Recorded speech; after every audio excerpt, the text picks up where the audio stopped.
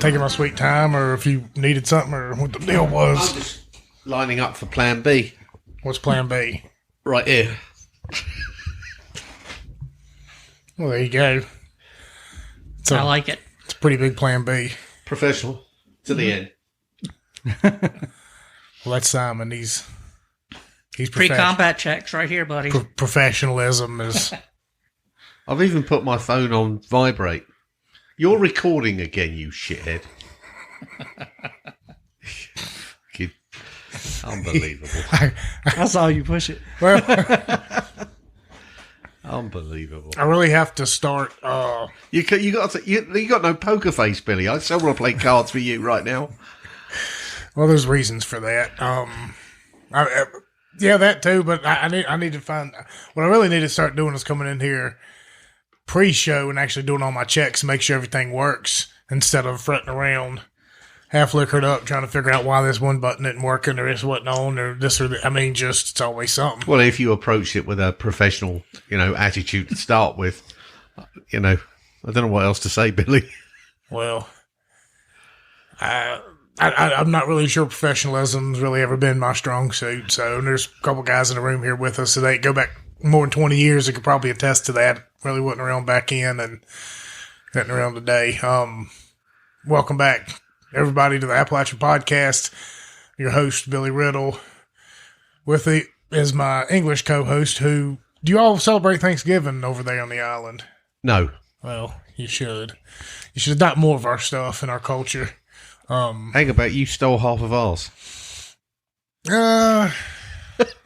I don't know if I go as far as still. We do harvest festivals, which are the equivalent of Thanksgiving. Well, so yeah, you do the same thing. Aren't there like witches and warlocks and stuff like that in harvest festivals?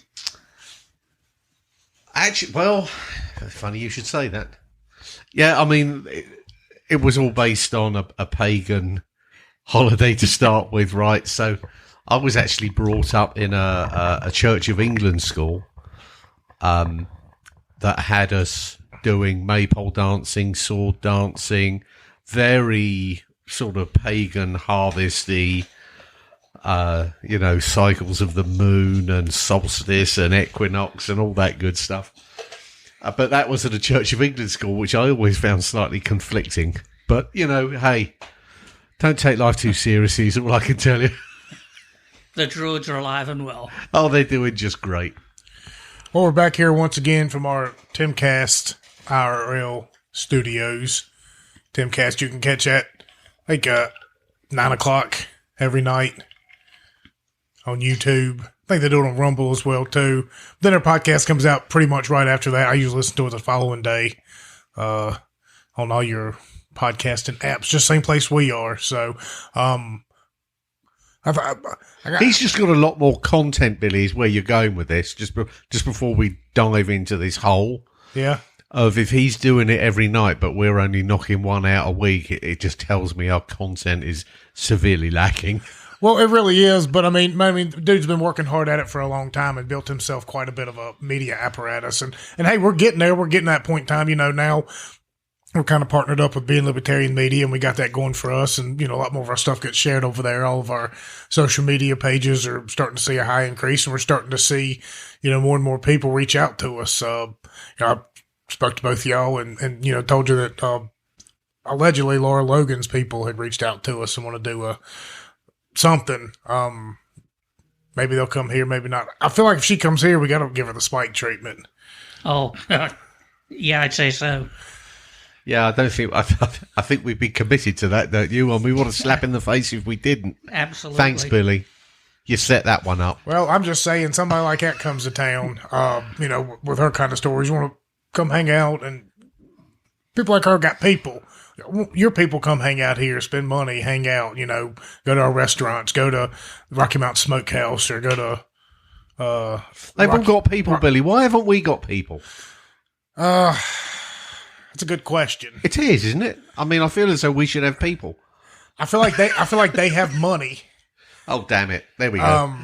That's a big thing. We don't really make anything for this. And one reason is I don't go after a lot of sponsors. I haven't reached out yet. I'm waiting for the right thing to come along and the right thing that makes a lot of sense. Maybe not even a sponsor, like an investment, because I don't look at us as a podcast. Really, we're an experience, and really what I want is for our experience to be for everybody. Like I want to get to the point where, every night can be a night up at the cabin doing this show. People coming and hanging out, riding the mountains, drinking, shooting, carrying on. Come back into town, get some good barbecue. It's buddy at the smokehouse. Go to Rocky Mountain Burger Company, get you a burger, hang out, drink some beer, watch a game, go back to the mountain. Like, you have fun when you hang around us. I don't care who you are. Everybody in this room's hung about me at different points and times in my life, and you've been on this show. Like, if that's one thing my wife will tell you, I don't know. She says Billy just doesn't know when the party's over, I guess is the best way to. I mean, when you said, we could be doing this every night at the cabin and, this new location, I'm like, oh my God, I don't think my liver can stand that. No. Maybe not in every night thing, but like an every show Thank thing. you, Billy. An every show thing. Like, and who's not to say, we couldn't move it to 2 shows a week or something like that. If we had an extra day out there, a good way to do that is go to patreon.com/getontap and become a subscriber. Every little bit helps. Every day, and you could do more than the bare minimum. We're going to have an after show here tonight where, since it's this Thanksgiving week, we're going to go on and talk some drama and maybe, drop some family drama. Or that was seamless, Billy. That was I'm getting good at it. Seamless. Look, I'm just saying, you can go there. You can go to Venmo or Cash App at Get On Tap for both of them. $10, $20 here and there. We're probably doing something here soon, some kind of giveaway to draw some money in and make some money, raise some money as we go on our trip to DC. We'll talk about that a little bit on this show. Some of the stuff going on there if we hadn't updated you. Super exciting. So yeah, you can go to patreon.com/getontap and become a subscriber. You'll get the after show like we'll have on here tonight. And you get all the shows early. We got a bundle of shows coming up here in the very near future, and we're going to probably release some, much earlier to our Patreon subscribers. Some of the guests, I'm going to talk about on this show as well. And because I got a question for Simon, I kind of want to get it on record. I could have asked him ahead of time, but that would have been courteous. Is the best way. Again, setting a gotcha moment. Not really a gotcha moment. I needed to ask a question. I felt like it'd make a good conversation topic for tonight. But yeah, for, beyond patreon.com/getontap to support us, our sponsors who do a lot for us. And once again, when I say sponsors, they don't give me any money or anything like that. But Buddy down at Rocky Mountain Smokehouse and Brian at the Rocky Mountain Burger Company do an awful lot for the show. They set us up for some cool places. I'm thinking about here in the near future, maybe starting once quarterly doing a hangout spot, like a for our Patreon people or whatever. If just anybody wants to come meet us, hang out. Maybe we'll set up a mics, maybe we won't, but we'll just sit there, drink a few beers, shoot the breeze, kind of, see what's going on around town. What are you into? What do you like? What are your complaints? And maybe do one at Buddy's, down at the Smokehouse, maybe do one at Rocky Mountain Burger Company. And big shout out to Buddy too. Last week I needed macaroni and cheese for my daughter's preschool thing. We all had to, provide a dish, cook a dish, whatever the case may be. And I was like, I don't have the time, effort, or energy to cook a bunch of macaroni and cheese for everybody. So I hit up Buddy. I said, can you do this for me? I said, can you make me a big ass plate of macaroni and cheese in the morning time? And I went in there and he had it ready for me. Had him a nice little bottle of liquor. I hope he enjoyed it, the Tech game this weekend. There we go. And then of course, bribery. Billy. Yeah. Obviously, You're a slick no, it's not bribery at all. It's because I was, it's appreciation. You always got to show appreciation people when they do stuff for you, even if it's not a favor. Doesn't seem like a favor, even if to them it's just business. But if you call in to make an order and it's something I think would be unique, like I don't know that a big ass plate of macaroni and cheese is on the menu. So anyway, big thanks to them. Big shout out to them. And then, like I said, nobody pays us. This is also, We do need to get up and have a chat with the folks at the social house. Yes, them as well. And also, the Living Proof Brewing Company's been really good to us. I actually went there the other night. They had Noah Spencer, and he's currently on The Voice, I guess. I don't watch any of that stuff. So, but I don't know if the show's still going and he's still competing. I'm pretty sure it's all recorded in advance or whatever, and he just can't say anything. But I've never seen the place that packed. It was a lot of people in there, and kudos to them for getting a talented kid like that. I reached out to him and asked him if he wanted to come on the show. Handed him a card, talked to him for a minute. Real genuine kid. He's actually from the same hometown Tara's from. So there's a connection there. And actually he goes to a church that we take our kids to whenever we go visit my in-laws. And I think one of his youth pastors was Tara's first cousin. So I want to get him on the show and talk about that. He's a real genuine kid. I highly recommend anybody go give him a follow on Facebook or wherever he's at. Noah Spencer. Just a super talented kid, super good voice, can play some music, and yeah. He could be shooting for the stars. A lot of fun stuff. Could be shooting for the stars. A lot of fun stuff around here in Franklin County. A lot of good music, a lot of good times, we'll get into some of that here. We'll introduce our guests real quick. You know them because they've been on the show many a times before. Emmette Bird has been on countless times. 8 or 9. He was the second guest we ever had. Good to see you again. You've already chimed in a handful of times, so your voice is very recognizable. And Well, thank you for the invite. Glad to be back. And to his left and to my right, our old friend Special Ed, who's joining us here once again from the South Side.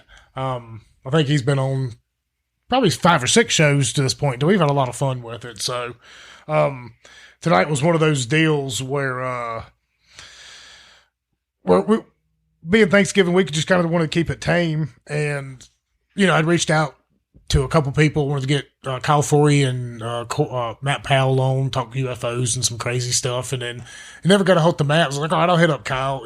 Kyle, you just come alone. We'll just have some fun, drink some liquor. And Kyle's a musician, Tin Can Locomotive front man, wonderful guy. He's been on the show a handful of times. Being a talented musician. Things Don't come do up. it, Billy. Things come Billy, up. I know where you're going. Things come up and things Don't happen. do it. Don't do it. Leave him alone. So we're going to have Kyle on. Josh Grice. You know it's coming. I know, just that twinkle in his eye, and it's just like, here's just an opportunity to just do what you do, Billy. Well, I'm saying, I started going into this thing about people I could use to replace him, and I knew failed musician Joshua Grice was sitting right out there, and I probably could have hit him up and brought him on, but that's too easy, and it's just, I want to at least have to make an attempt to get somebody on here. I don't want somebody that's practically a beggar, and and honest to goodness, here the other day too. Let me say, I had somebody hit me up on Facebook Messenger, on the podcast page, and say, "Hey, what's that song at the end of your shows? I really like it to enjoy. How do you find it?" And I said, "Well, that's Ashes to Ashes by the Harwell Grace Band."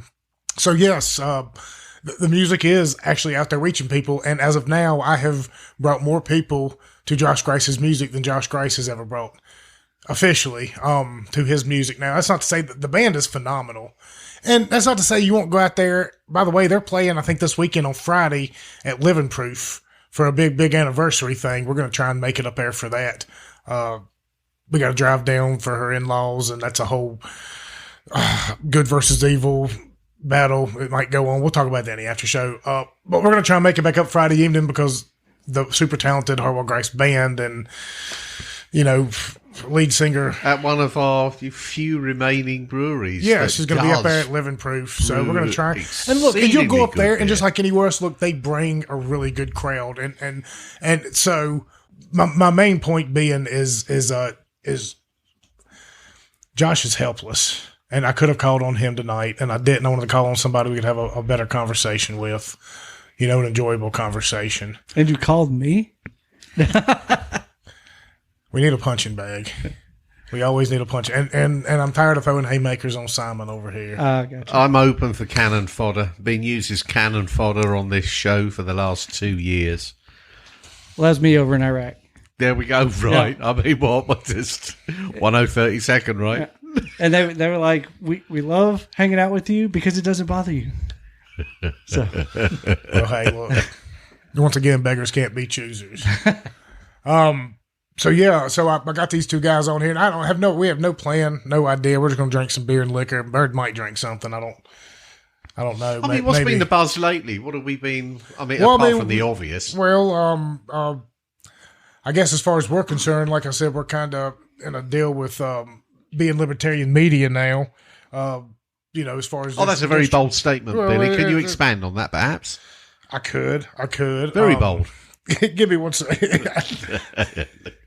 Look at him furiously scribing away on his phone there.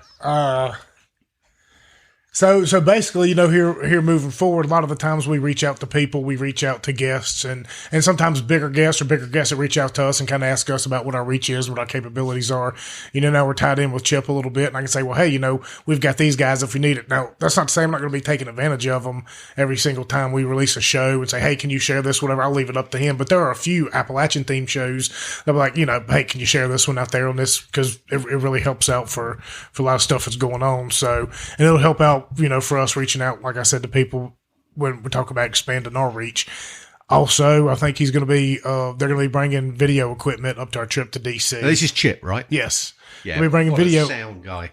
video equipment up to DC. So we're going to get to video some of this stuff. And so I'm maybe start looking for our Rumble page to start getting a little bit more spicy here in the near future. We'll have some video up there. I'm not really sure how it's going to work, but we'll get some sound clips for sure and some cool stuff. But yeah, that's anything to get your mullet out,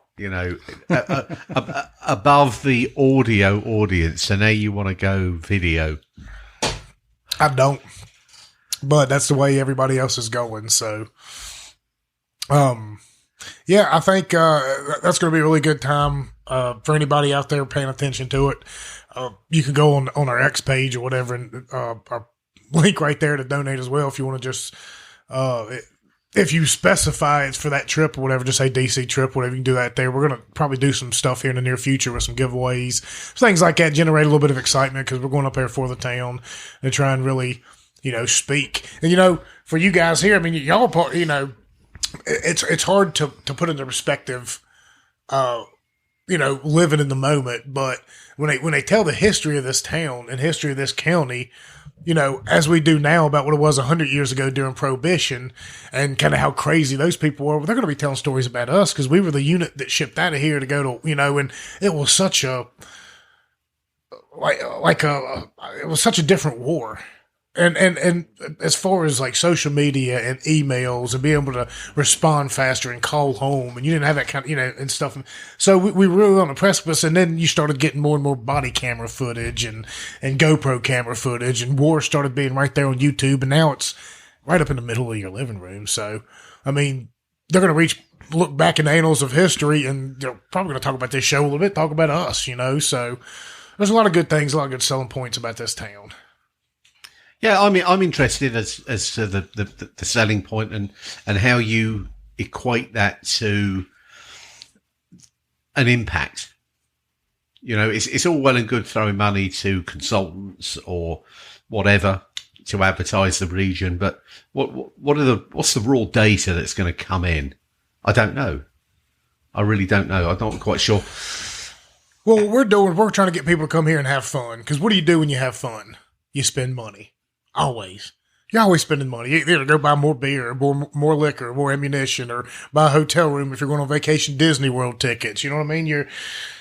When you're having fun, you spend money. Well, if you're having fun, you want to go back to that place. I mean, we've always had fun. I mean, here's a couple guys right here. We managed to have fun in the desert, in the middle of, all the nonsense. A lot of fun. Too much fun, probably, to be in war, honestly. Well, we remember the fun stuff mostly anyway. Mm. Well, yeah. I think that's about memory being quite selective. Yeah, we don't remember the days we were friggin' miserable and hot and, because there were a lot of days like that. But we do remember the funny things and the funny times. But the thing is that was about every day, though, because there was something going on almost every single day. We always had a story. I mean, you got a bunch of hillbillies in the middle of, Babylon. What do you expect? Sometimes. How on earth did you handle that heat? Because to me, when you're talking about 115, 120 degrees. It was 115 degree heat, but you're in a truck on top of the motor because it was a cab over truck. You got the turret ring out of the cab of the truck so the A driver can get up and use a weapon. So you've got the sun beating down directly on you. You're sitting on top of the motor.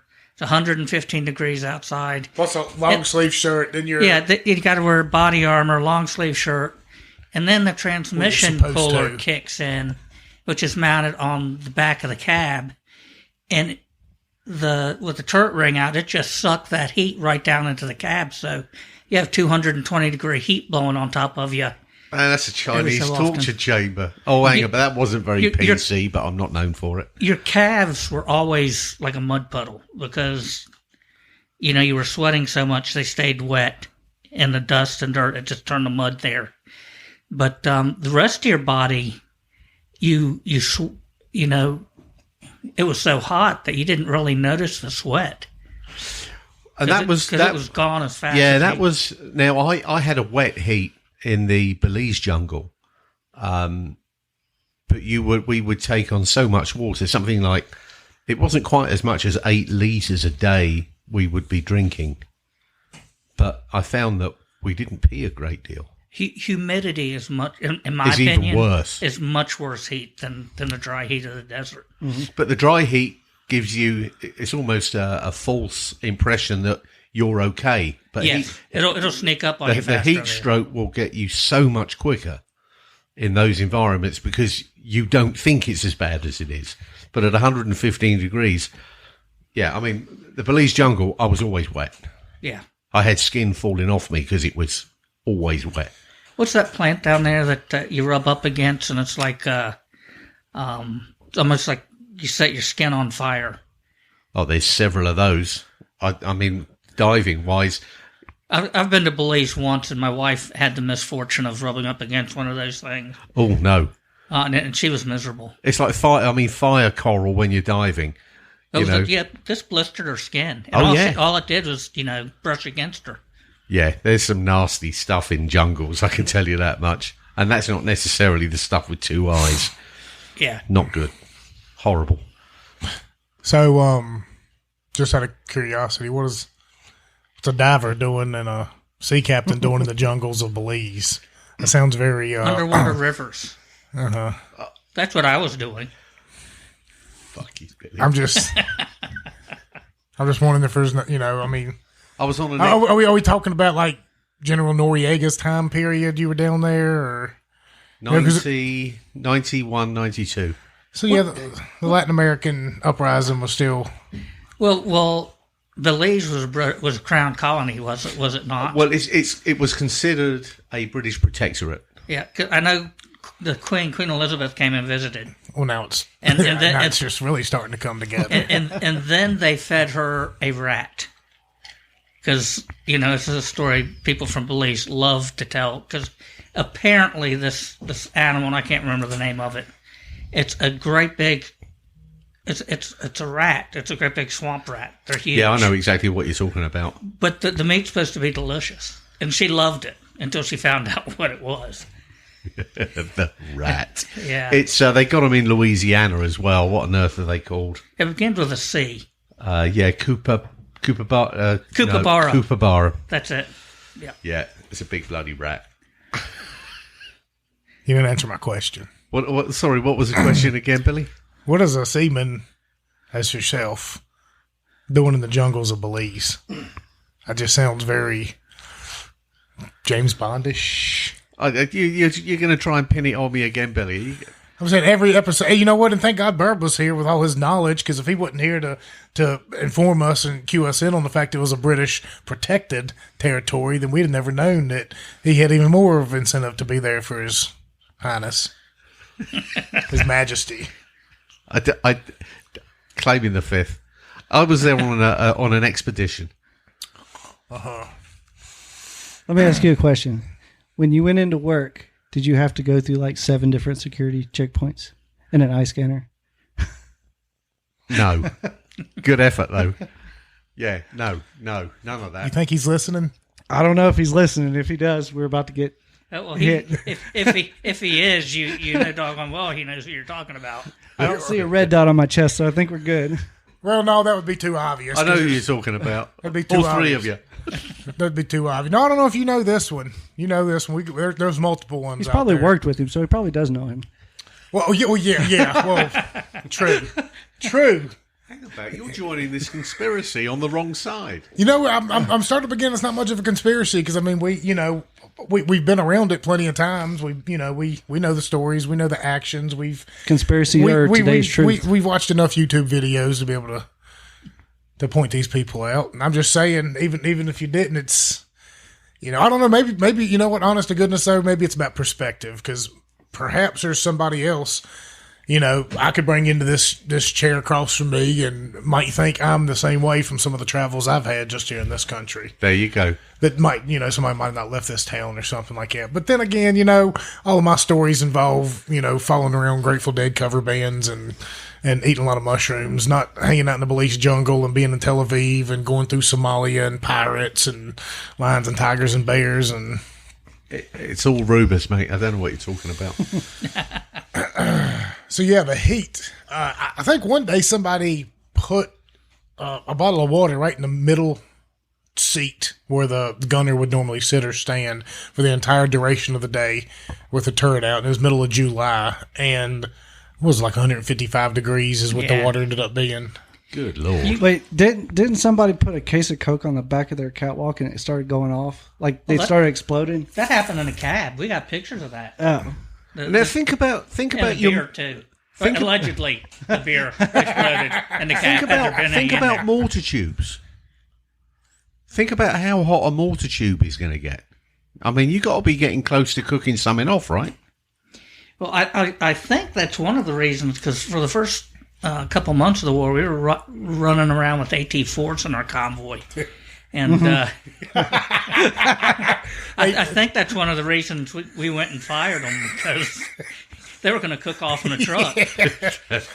And Lord forbid you didn't want one of us friggin' trying to use the thing. No, and highly trained 1032nd is what you're saying. To put this into perspective, just for anybody that doesn't know what an AT-4 is, that's essentially a bazooka. The National Guard Appalachian Hillbillies were driving around with freaking bazookas. Yeah, I put mine through that door at 300 meters. First time I ever fired one. It was a great shot. Oh, sweet. Yeah. Couldn't hear a daggone thing because I wasn't wearing hearing protection.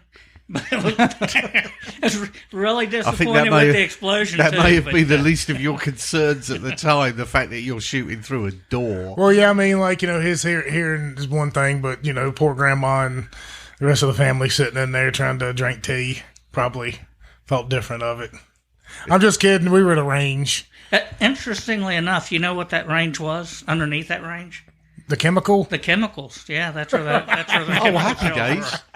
I shit you not. No, that's that where was the chemical weapons were. But that was a different place than the chemicals that were hidden in the place we got to early in the war, right? Right. Yeah. Okay. The chemicals we were driving on when we were shooting that day. 'Cause that's north. We went north of Blod to that range for whatever reason. It was what was a town north of us? Samara, I yes. think. It was west of Samara, a little southwest of Samara, on the other side of the canal. Yeah. But it was the remnants of the Gulf War chemical weapons that they buried there. So, they had the ability. They may not have had stockpiles, but they always had the ability to, load some in a shell and, fire them anytime they wanted to. But I think the old Iraqi-Iran war, where chemical weapons were clearly in use, I don't think that's a point of contention. No, and there were actually some IEDs near the Taji area that were detonated that had nerve agents in them. So they had them. We just never found the stockpiles that not they en thought masse. they had. Right. Well, they were leading you to believe that Saddam was sitting on world-ending, earth-shattering, terrible nuclear explosion, and that's what they were selling. Well, he had to leave the world with that impression because what he'd done with Iran. I mean, the Iraq-Iran war was over 1 million casualties. But we all knew it was bull hockey, though. Our government knew it was bull hockey. Yeah, our government did. We didn't. Our government did for sure. But I mean, he gassed He gassed the daylights out of the Iranians, and the only thing keeping the Iranians out of Iraq was the fear that he still had chemical weapons. Yeah. Wow. Yeah, I know that was a strange day. And think about it. If by chance there is multiple universes, we maybe that's a discussion for another day, but there's multiple universes out there. I'm sure in one of the universes we were in Iraq, that AT-4 you fired probably hit chemicals and killed us all. And some other timeline. Well, interestingly enough, Glover let me shoot that day. And his Jeep is parked in my driveway right now. He came up for the Veterans Day thing down in Bristol. And he flew out to Asia. So he's going to Timbuktu and Singapore and, Laos. I don't think he's doing Cambodia this time. Vietnam. He's doing the whole Asia thing. But his Jeep's parked over at my house right now, so it's a small world. You know. Do we go mess with his Jeep? No, you're not going to go mess with his Jeep. I saw you two looking at each other thinking, you're already hatching a scheme to mess this guy's Jeep up and do something just ungodly to it. We hadn't seen him in 20 years. We won't let him know we're thinking about him. He has not changed. He looks older, but he's still in great shape for his age, and he's still a cowboy. He's the last American cowboy. That's not how I remember him. That's not how I remember him. You know, he had a trucking company in Alaska. You know. Now, granted, everybody had their own little cliques over there, so it was the clique between our CIA dad buddy and he liked to give each other hell all the time, so we always enjoyed giving it to Glover on that side of things. But we were all really, it was only about 10 of us or 11 of us. We were all in the shit together, so it really. At the end of the day, we just said dry humor and giving each other hell is about all we could do to survive. That day on the range, it's wild, though, because I remember, all right, we're going to go up here and go to a range today and fire our weapons. Why? For practice. I'm like, okay, so we go outside the wire every single day and do this, and now you want us to go fight our way to a range so we can pretend to fight our way back to a base. Because it was like 45 minutes away, right? That's pretty much an accurate description of what happened. Most of the time we just pulled over on the side of the road anyway and just shot. But here's the best part. We go through this. It's a live fire range, right? So we're shooting as we're moving. It better be. And we're rolling through there in platoon formations, I think. Or was it squad? It's platoon or squad. But they had the ability to count our hits as we went through this range. We're rolling through there, 250s, the squad automatic weapons, the M16s. Letting it rip. We couldn't hit the broadside of a daggone barn from the inside. It was pathetic. Oh, dear. I can't remember how many hundreds with thousands of rounds we shot, and we might get 2 or 3 hits. Now, that was something actually someone brought up to me last week, was the M16 being fully auto. They soon realised that was a disastrous thing to do because the hit rate in Vietnam was disastrous. So they went down to that 3-round burst and then semi-auto. And that's always been the theory that you get now from, I think, established small unit tactics, is that fully auto is not necessarily your friend. I lost my headset. Did it? I can't hear anything. Well, you have spray and pray, which is what most of the Arab armies use. It's what Hamas uses. Yep. And then you have Western trained forces, and if you don't know the difference in the sounds of the rifles, you can tell which side is which by the number of rounds that are going off. Well, they did say back in Vietnam as well that it was reported that a lot of the people would fire over the enemy's head because they didn't want to kill anybody, because you had a lot of draftees there that was just like, the hell with this, this ain't my war, and they would aim above the people's head because they didn't want to kill anybody. So that's why a lot of the accuracy. I don't know. I think when you're being shot at, that may change your perspective somewhat. I don't know. You would be surprised at people's reaction. Some people, Time stops. Time friggin' stops when you're looking down a rifle and there's somebody at the other end of it and you're about to pull the trigger. Time stops when somebody says that it was a crime of passion or whatever when they shoot. I don't believe it for a second. Don't believe it for a second, because time stops. Yeah. I could have recited the friggin' Constitution of the United States in the amount of time I had to think about pulling a trigger. So I just don't believe it. It's amazing how fast your mind can think. And then it's almost like information overload. Yeah. It's like, and it all boils down to the same question that every decision we make in life every day about everything is, do I pull the trigger or not? Should I or shouldn't I? Yes or no? And that's what it all boils down to. That's quite sobering. And it should be. Well, don't let Sean Connery over here make you think he doesn't know what the bird's talking about. I'm sure he's been in his number of battles over the year down in the jungles of Belize. Well, I was about to say, Bird's over here saying time stops as soon as someone's shooting at you. You have to shoot back, and he's over there saying, "Yup."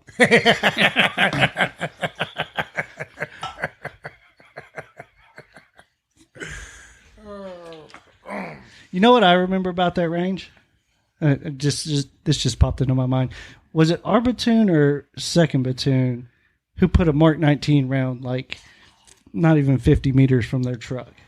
Oops. It was not us. Willie P. did know how to shoot the Mark 19. I remember going to that range. I think I was with second platoon, and we were going to that range, and they were like, "Don't shoot the close targets with the Mark 19."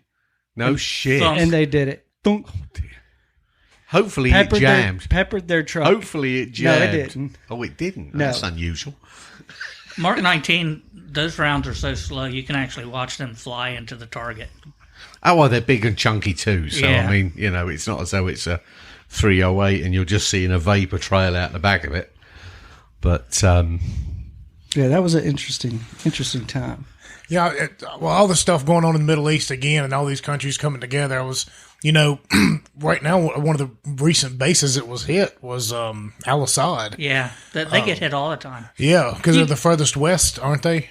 It was the very first base we took in Iraq when we invaded Iraq. Very first night we took, very first place we landed was Al-Assad. Well, no. Yeah, it was H4. If you Hold look on on, the map, our military? Yeah. Okay, our military. Not us. Not Okay, us, yeah, the yeah, U.S. yeah. military. Yeah, we took Al-Assad Air Base and we took the dam. Those were the first two things we took. What year? Like in the very beginning? At the very beginning. Well, that's odd because it seemed like when we got there in May that nobody been there. Nobody had been there at all. The SF guys had been there, done their thing. The Iraqis ran away until we friggin' brought our people out there. Yeah, because we were like the first people really in there. Yeah. Oh, I know, because somebody, not mentioning any names, was walking around with live ordnance. nothing wrong with that. Well, it is when it's a live ordnance is detonated by spinning and you're tossing it like a football. And then you chuck it over your shoulder when somebody tells you to get rid of it. Oh, shit. Interesting. There's a lot of faith involved in that. That was not Special Ed that did that. Look, I'm not going to mention the guy's name either on here because we're not in the business of doing that to people. But Billy Riddle. Sorry, excuse me, bless me. Got him. Got him. Look, I hadn't taken a shit in 2 weeks by the time we got to this place. Oh, thank you for sharing. For goodness sake. Good saying. God. Hey, we had the chair. I had my chair by this point. Those freaking MREs, they stopped me up. I found a little spot in a mosque. Oh, thank God, Billy. No, You better explain yourself pretty darn quick right now. I don't think I went in there, but they had running water. Like, Did you they take your had- shoes off? They had running water. I don't think I used the bathroom in there. I might have found another spot somewhere, but no, it might have. But we got there. I mean, there was nobody else there. Like when we got there, we were walking around and we found this giant ammunitions bunker. I don't know who I was in there with me. I know Bateman was. Well, what happened when, they've got all those bunkers for the bombs and stuff for the aircraft, and when the SF guys took it, they just policed up everything and threw it in one of the bunkers is what happened.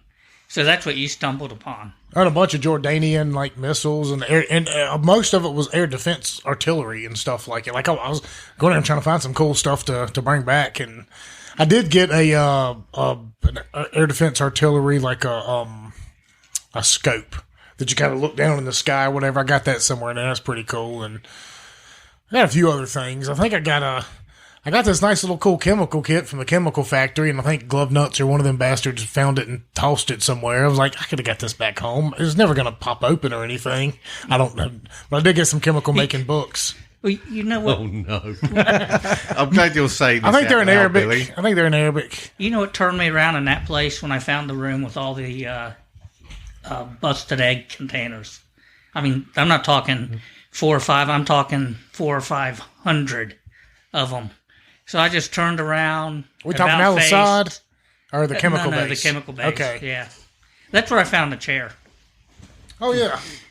That was the best piece of gear the Iraqis provided me the whole time I was there.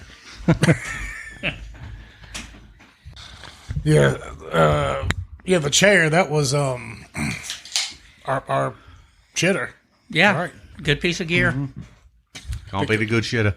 Yeah. But no, Al-Assad, like I said, I went up there and I hadn't taken a crap. Or that might have been it all good. But them MREs, they would keep you bundled up or whatever. But we got up there Al-Assad and found found running water in the mosque, and we went in there and, washed off a little bit and then found that weapons depot. But the cool place, when we were hitting all these places up in the beginning, talking about, I think, Dogwood, the chemical company, was it Ramadi, the air base, and Al-Assad, we were literally the first group of soldiers, aside from SF, stepping foot on these places. So we get off and dismount, and it's like, well, we're in enemy territory on an enemy base.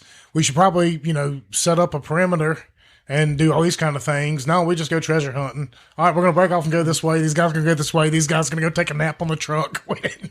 And we'd go kick around, kicking indoors, playing soldier. And you wanted to clear the rooms before you went in there because you didn't know. And then we'd go in there, and like you said, there was that it looked like a chemistry lab. I walked into the same one, and unlike Bird, I didn't do an about face. I walked in there and started fumbling around and grabbing stuff. It does explain a great deal.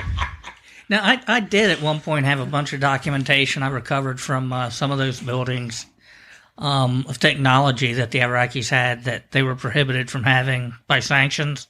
And it burned up in the house fire in Indian Valley. I brought all that stuff back. But most of the stuff that they were buying was coming out of Germany. It had German, writing on it. Yeah, a couple books I got here. Same Really? thing. Yeah. Wow. So the Germans were doing it, selling them the stuff. Well, there's something to be said about the Ba'ath Party and the historical relationship with the Third Reich and the Ba'ath Party. I mean, there are photos out there of Himmler next to Saddam, a very young Saddam, arguably, but nonetheless, that trail is out there for breadcrumbs for those that are looking. I tried to find a damn picture of Himmler and Saddam, and I had it in my hand at one point, but I don't know where it is now. You took that personally? Touche. That was a good one. Man, that came out of left field. But God, just wounded. I had some cool posters and pictures of Saddam. And I remember, and one of them was really cool. Like, it was a keepsake. And I think I had it rolled up in the back of my truck. And that stupid SOB dick do asshole, I think, set it out in the wind or something, and it just blew away. And then he laughed about it. That's what makes it worse. Like, oh, did you want that? I could have punched him. Bang. I could have punched him. My God. So what's your interpretation of what's going on out there now? In Israel right now? Yeah. Because there's more than two sides to what's going on. There's a lot of players, but there's only two sides. Yeah. You've got a side that supports and perpetuates evil acts, and you have a side that's trying to protect its people. There's right and there's wrong. So, yep. Eventually, if you kill enough people, they'll get tired of dying and they'll take care of the problem themselves. Well, you would have thought that was the case, funnily enough.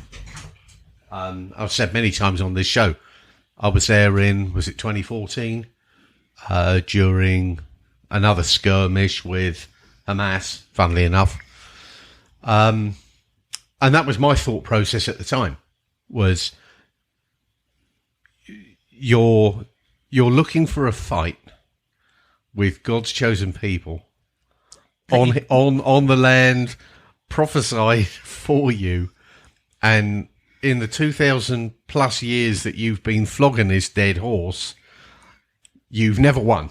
And you can't win. It's not a fight they can win. And exactly, but they continue doing it. Well, their media from the time they're young children, the cartoons, they watch everything in the Gaza Strip was about killing the Jews, killing the Jews, killing the Jews. You know, and we could go into the long history of Palestine, because there has never been a country called Palestine ever. Exactly. And, you know, just look at Gaza itself. You know, it's a tiny, tiny speck. Well, the last people to rule Gaza before the Israelis were the Egyptians. Yep. The Egyptians don't want the Gazans. No, they want nothing to do with them. They shut the border down. The Jordanians don't want anything to do with them. The Lebanese don't want anything to do with them. The Syrians don't want anything to do with them. What's you know, what's that tell you? Well, it's and then again you look at. I've got to be careful about how I say this, because it was the people of Gaza allegedly elected their government Hamas as Hamas. Now, the legitimacy of that election always has to be brought into question, because that's how a terrorist organisation will operate. Fatah, which was the ruling party before then, lost that election. They are now in the West Bank. They rule the West Bank. Hamas got Gaza. But, you know, it all derived from the Palestinian PLO, Palestinian Liberation the PLO and Yasser Arafat. Right. And, you know, Hamas, it didn't take them long to become just as corrupt as Fatah was. And, you know, the billions of dollars that the world has funneled into Gaza over the last few decades for the betterment of the Palestinian people has all gone to producing tunnels and making warfighting material to kill Jews, because their entire population is brainwashed to kill Jews. And, you know, in antiquity, this was a very easy problem to fix. Yes. But we have TVs now. Yeah, the Romans didn't have TVs either. No. Well, no, I'm going to sit back for a second, too. And the reason I say that is because, number one, we have to also look and see who created Hamas and who supported and funded Hamas. It's also the same people who created and supported and funded the Mujahideen, ISIS, Al-Qaeda. Well, hang about.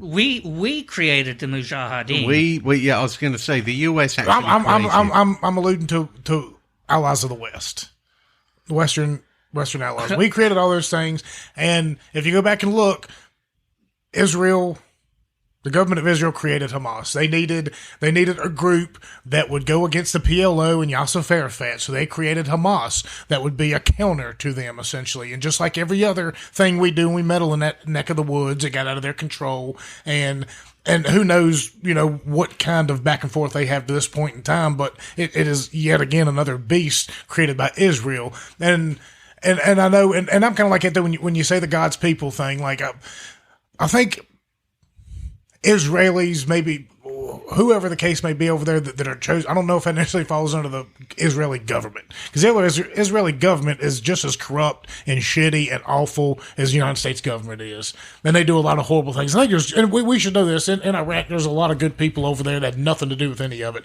just like us. We had nothing to do. Like, essentially everybody's out there fighting and killing each other because a bunch of people above them with a lot of money is telling them to, and most of them really don't know why. They think they know why, but they really don't. You know, I see both sides. I really do. And that's why it's so hard for me to pick a side on this whole thing. And I don't, is because I see where one side's coming from it in the attacks, but also I'm like, well, they funded those attacks. They funded these people. They created these people. Now they come back and attack on them. Not to mention the media just has this terrible record of all these lies over the years, like weapons of mass destruction and to the extent that they do in the babies and incubators in the Gulf of Tonkin and all these things. So, when they talked about the hospital being blown up, immediately first thing right off the rip, they just blew a hospital, 500 people dead. Well, turns out it was allegedly a Hamas rocket that blew up in the parking lot. It wasn't allegedly. There's video well, of the rocket hitting it. But I'm saying these things, they go back and forth. Both sides get out all their crap, and it's about the first one who gets there. So really for us, who knows? Who knows? You know what I mean? But even when you take it down to its basis form of conflicts in a tiny, tiny little place called Gaza, you've got women and children being slaughtered that have absolutely nothing to do with it. And this is on both sides. I don't know morally. But one side creates corridors for those people to escape. One side, lets the people in a building know 5 minutes before the building's blown up that the building's going to get blown up. The other side keeps people there. So, I don't buy into the both sides argument. Well, so they say, but I mean, we're still basing this off of media that we don't. I mean, we really, because we've heard about the exit strategies they've get, and then you'll see a video of that same exit strategy. That stretch of highway being bombed, and it's like, well, why are these people being bombed if they're fleeing? You're seeing explosions. You're not seeing the evacuation corridor being attacked. You're seeing explosions and fighting going on around it. If they were attacking the corridor, those people would be flattened pieces of goo on the ground. Well, they've showed pictures of that. Like I'm saying, and who knows? And my whole point is, you see pictures of it and you see a narrative, but at the end of the day, I don't know Arabic, I don't know Hebrew, so whatever they're saying, I'm trusting what the translations are at the bottom of the screen. And even then, you don't know where it's coming from. You don't know. I mean, they're telling the story and they're showing pictures, but at the end of the day, how do we really know? I mean, we're still going off what some people are saying, but I will say this: something I've noticed with the coverage, because the big networks in the United States tried to play their normal, attack Israel routine when all this started, and people first of all, they have no faith in the media anymore. None whatsoever. And they slapped them down so bad when all this happened that you're actually getting some honest reporting from some of these places. I saw a CNN report today where they were actually in the tunnels underneath the hospital. The reporter reported what he saw. There was no spin to it. There was nothing. He reported what he saw. He did what a reporter was supposed to do. Thankfully. Yeah, first time I've ever seen that on a CNN report. You're damn straight. In recent memory, anyway. Yeah. That I can recall. But, I don't want to call that a good thing because it's a horrible situation. But, the press is having a come to Jesus moment. It's an identity crisis. Yeah, with the population in this country, because they're a for-profit business. And if nobody believes what you're selling, you're not going to be in business very long. No, you're going to lose your sponsors or your advertising. Well, that's my whole thing. It's just at the end of the day, it's hard to believe any of it. And I just want, I'm just tired of the people in the middle getting caught up in the nonsense, so we're over there and something as simple as capitalism kept us safe on a stretch of highway that was, turned to be one of the most dangerous stretches in Iraq, right? Why? Well, because we went through there and we bought beer from them every single day and they recognized us and they knew we were, you know what I mean? Like capitalism, simple. Something simple. And we look at each other and be like, oh, we're not a bunch of savages. They're not here to kill us. They probably don't want us here, but hey, I remember one time we were coming up ASR Jackson after leaving Talil. And it was before we got the big city there in the middle, or Diwania. But there was a truck in front of me, and I may have told this story before, but there was a father and some youngsters in the back of this pickup truck, like they ride over there, and the little boy kept waving at me, and I'd wave back at him, and the father kept slapping his hand down, angry at his son for waving at me. And after the second or third time, I kind of, shrugged at the father, like, what's up? And, he's pointing at me like, you go. We don't want you here. And I'm right back at him. Yeah, me? Want to go. I don't want to be here either, pal. Yeah, we're connecting. We're on the same page. But that doesn't mean we have to friggin' hate each other in the moment. But I can see why they'd want to kill us. You know what I mean? Like, I mean, I would probably want to do the same thing if a bunch of Chinese people were going down the street here. You know what I mean? Like I get it. You know, I don't hold any ill will. And for the most part, most of the people over there were pretty legit. They were pretty chill. And they, you know, it's just hard to think that there's people over there right now that we were probably throwing candy to or money to that are in some of these, you know, organizations and without a doubt, and fighting. Absolutely, without a doubt. But how has the narrative been twisted away from Ukraine right now? And the irony there isn't lost either. No, this is actually pretty good cover for Putin because he's getting his butt shellacked. You know, the Ukrainian counteroffensive this summer was a big bust. They spent a lot of time, a lot of money, a lot of material for very modest gains. Of course, they were attacking World War I style trenches without the right equipment. Had it been the U.S. military, we'd have just gone around it. But, you know, they don't have that ability. And we'd have gone into parts of Russia and just surrounded the whole daggone thing and called it a day. You all want to eat? Or do you want to live? No, you want to live? You know. Yeah. But the Ukrainians don't have that ability to do that. Interesting thing about the Ukraine, there's a battle going on right now. Advika, is that the name of the town they're fighting over? It begins with an A. I think it's something very similar to that. The Russians have it surrounded on three sides, but it's an important rail junction, not rail, but a road junction that the Russians need to supply their forces further south.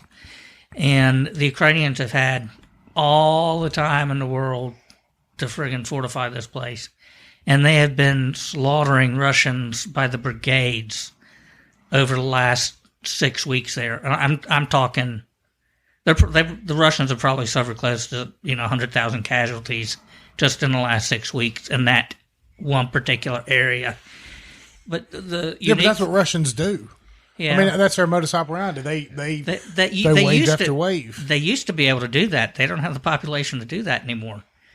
They're But I've seen a lot of alternate media about how the Ukrainians are in dire straits.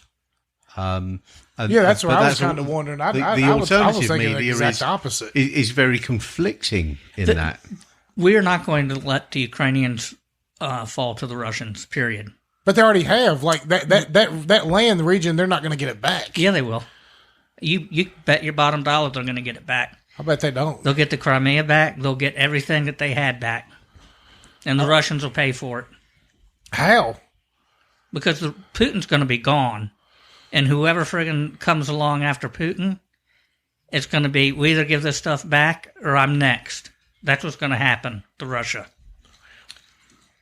Their demographics, their economy, they are on such a shoestring right now and so close to a collapse. You just push the right buttons. So are we, though. Oh, we're not even in the same ballpark. Well... First of all, we're willfully not supplying our own energy needs right now. If we wanted to supply our own energy needs, we deliberate. could. That's very deliberate. I agree with you.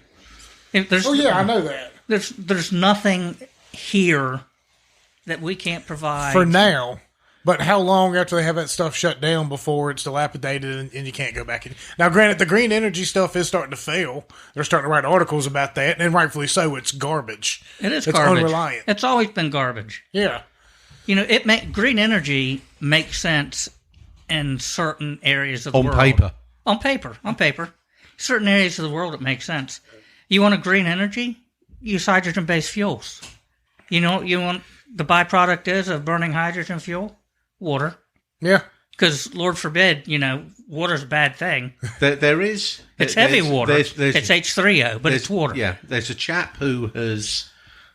I forget the dude's name. I'd have to do a bit more research on it. But anyway, he's come up with a hydrogen fuel cell that domestically works. That's the future. And that actually is the future. is domestically.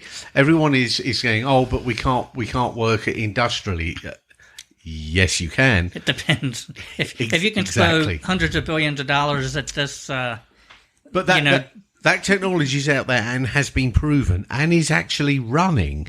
Yeah. And hydrogen technology is definitely the way forward. If you run it with certain nuclear technologies, fusion technology, and then you slowly come off of fossil fuels. But this isn't something that's going to happen we have an agreement, with green energy by 2030. No cars will be produced that run gasoline. Don't be stupid. That has always been the thing that galls me the most about these climate warriors and this green energy crap. Their numbers don't add up. Their numbers don't add up. And eventually, we're going to get to where they want us to be. But you know when we're going to get there? When it's economically feasible. And until then, you're just cutting your own throat. There's control elements behind energy. So then it becomes political. And at that point, we as the small man on the street will always lose. Because it's all about greed and money. Absolutely. At the end of the day, and it sucks. Well, you notice everything's starting to change, and I don't know about you. I mean, I tell everybody, I wouldn't sign up for the military. I mean, if you can find any other route to go, don't. I mean, and that's really hard for me because I don't regret my time there. I wouldn't trade it for nothing else, despite regretting the reason. You know what I mean? Like everything happens for a reason. Look back on it, but you're starting to see some internet chatter and stuff. It's funny, and this is the one thing. We're getting ready to start World War III again when all the Army commercials have white men in them again, and that's kind of the thing. They're starting to go back to that. Because last year it was some lady talking about her two moms and stuff. Going like I'm sorry, the military. At the end of the day, I don't support the people at the top. I don't support the military, but I support the troops. I support the guys in it because a lot of them are just like us, looking for a way out, looking to do something right. Have you paid much attention to the news last couple of days? No. The Army, in their infinite wisdom, is contacting all the soldiers that they kicked out. Oh yeah, that over the COVID shots. Oops. And they are offering to correct their discharge paperwork so that they're no longer bad conduct discharges. I don't know if they intend to make them general discharges or medical discharges, but they are offering to fix the bad conduct discharges that they gave all those soldiers. Oh, and by the way, if you feel like you want to come back in, here's the number to the recruiter you need to contact to come back in. How cynical is that? Well, the Army, again, you hear them moan and groan and complain about they can't meet, the recruiting goals. It's their own fault. You know how much weight I lost at Parris Island in 13 weeks? 55 pounds. Damn. You do not go to Parris Island and lose 55 pounds if you're already at weight limit. I shipped way overweight. And I left that island way under the weight limit that I could be. So don't tell me you can't do it. They choose not to do it, and they create these false emergencies, but they've done it for years. They did it in World War II. They did it in Korea. They did it in World War I. The only reason they're not doing it now is because they choose not to do it. So, especially with the leaders in the service now, with the likes of General Miley and, his cronies. Obama, I can't remember how many flag officers he fired the last year he was in office. It was in the hundreds of general rank officers he got rid of across the branches. And, it might as well have been Stalin purging the officer corps right before World War II when Hitler invaded him. Well, we're caught in this trap, and I think I quoted this statistic a couple of weeks ago. During World War II, I think there were maybe four 4-star generals. There were more than I know where you're Maybe going with 5. this. I know where you're going with 4 this. or 5. Yeah. And now we're in a situation when you look at the GS structure, right? And this GS structure is the biggest crock of shit on the planet. I said that out loud. We have something like 44 4-star generals. Yep. Doing what? Nothing. They failed the nuclear, triad. The missile forces failed their inspections. Yeah. The bomber forces are flying bombers across the continental United States with live nukes on them. Oops, that wasn't supposed to happen. And at one point in time, the Air Force, the nukes that the Air Force controlled, was the tightest run branch of the service, bar none. Bar none. The Navy, they're kicking out officers left and right for failure, lack of confidence in their ability to command, I think is the term they're using, something to that effect. They're not recognizing pronouns. Yeah, well, probably, yeah. Do you Sorry. know who Bill Halsey was? Yes. Okay, Bill Halsey ran his destroyer aground in the 1920s. Had Bill Halsey been in this Navy, he'd have been drummed out of the Navy, and we wouldn't have had an admiral kicking Japanese butts all the way across the Pacific during the entire World War II. It's ridiculous. The last commandant of the Marine Corps, you're getting ready to fight a near-peer adversary, China, and you get rid of your tanks, and you get rid of your anti-aircraft capabilities. What are you thinking? Yep. What in the world are you thinking? The Pentagon, along with their budget crisis, because they still have lost how many trillions? They can't account for how many trillions? I mean, it's an obscene number. That's just lately. Well, it's been running for the last 6 or 7 years. They cannot cross-reference their balance sheet. They've lost trillions of dollars unaccountable. And I tell you, at the company level, they know where every friggin' dollar goes and every penny is spent. I mean, the almighty dollar dictates everything that they do. Everything. So I just don't know how we get to a point where the Pentagon is unaccountable for its losses. What's the end goal here? I mean, you want people in the military that are going to be, strong, brave. I want war fighters. I don't want politicians. Well, you don't want politicians. You don't want experiments, and you don't want people trying to figure out, what their identity is and things like that. You want people ready. The military is not a social program. It's not a social experiment. It's made to break things and kill people. That's what its job is. That's what it should be good at. And everything else is secondary, period. Yep. That was a pretty fair comment.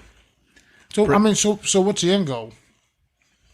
Why are they weakening our military, knowing good and well that if an adversary like China comes knocking on our door, we're going to be in a lot of trouble? Look at the people that are doing it.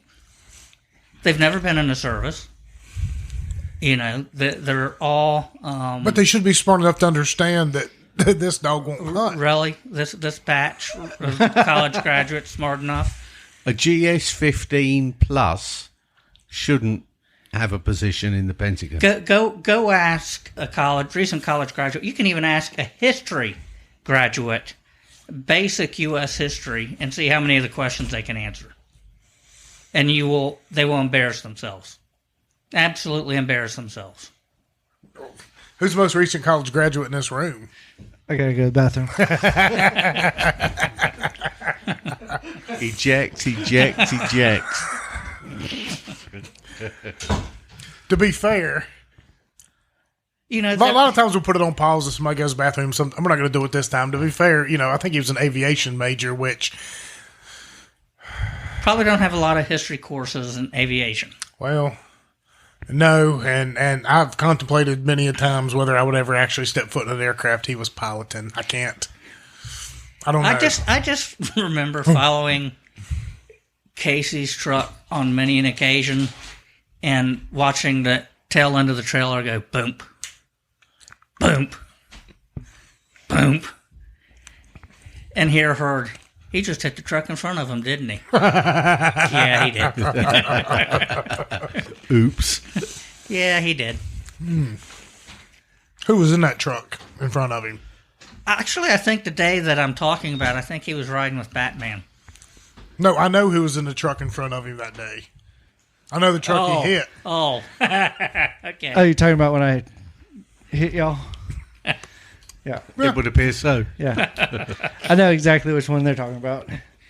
I know exactly where it happened. I could show you on a map where that happened. I couldn't tell you where it happened, but I remember it because I was riding with Siggy. And we knew he was behind us, too. And I think Siggy was driving. And you have never seen a more disgusted look on a human being's face than you saw on his. Because he knew it was him, and he knew that he did it. And, I mean, we had, because I was sitting in the passenger seat, and there in the gun turret, where I should have been sitting, was our cooler. And when he rear-ended us, ice, beer, everything everywhere, just flew everywhere. Brake check. Yeah.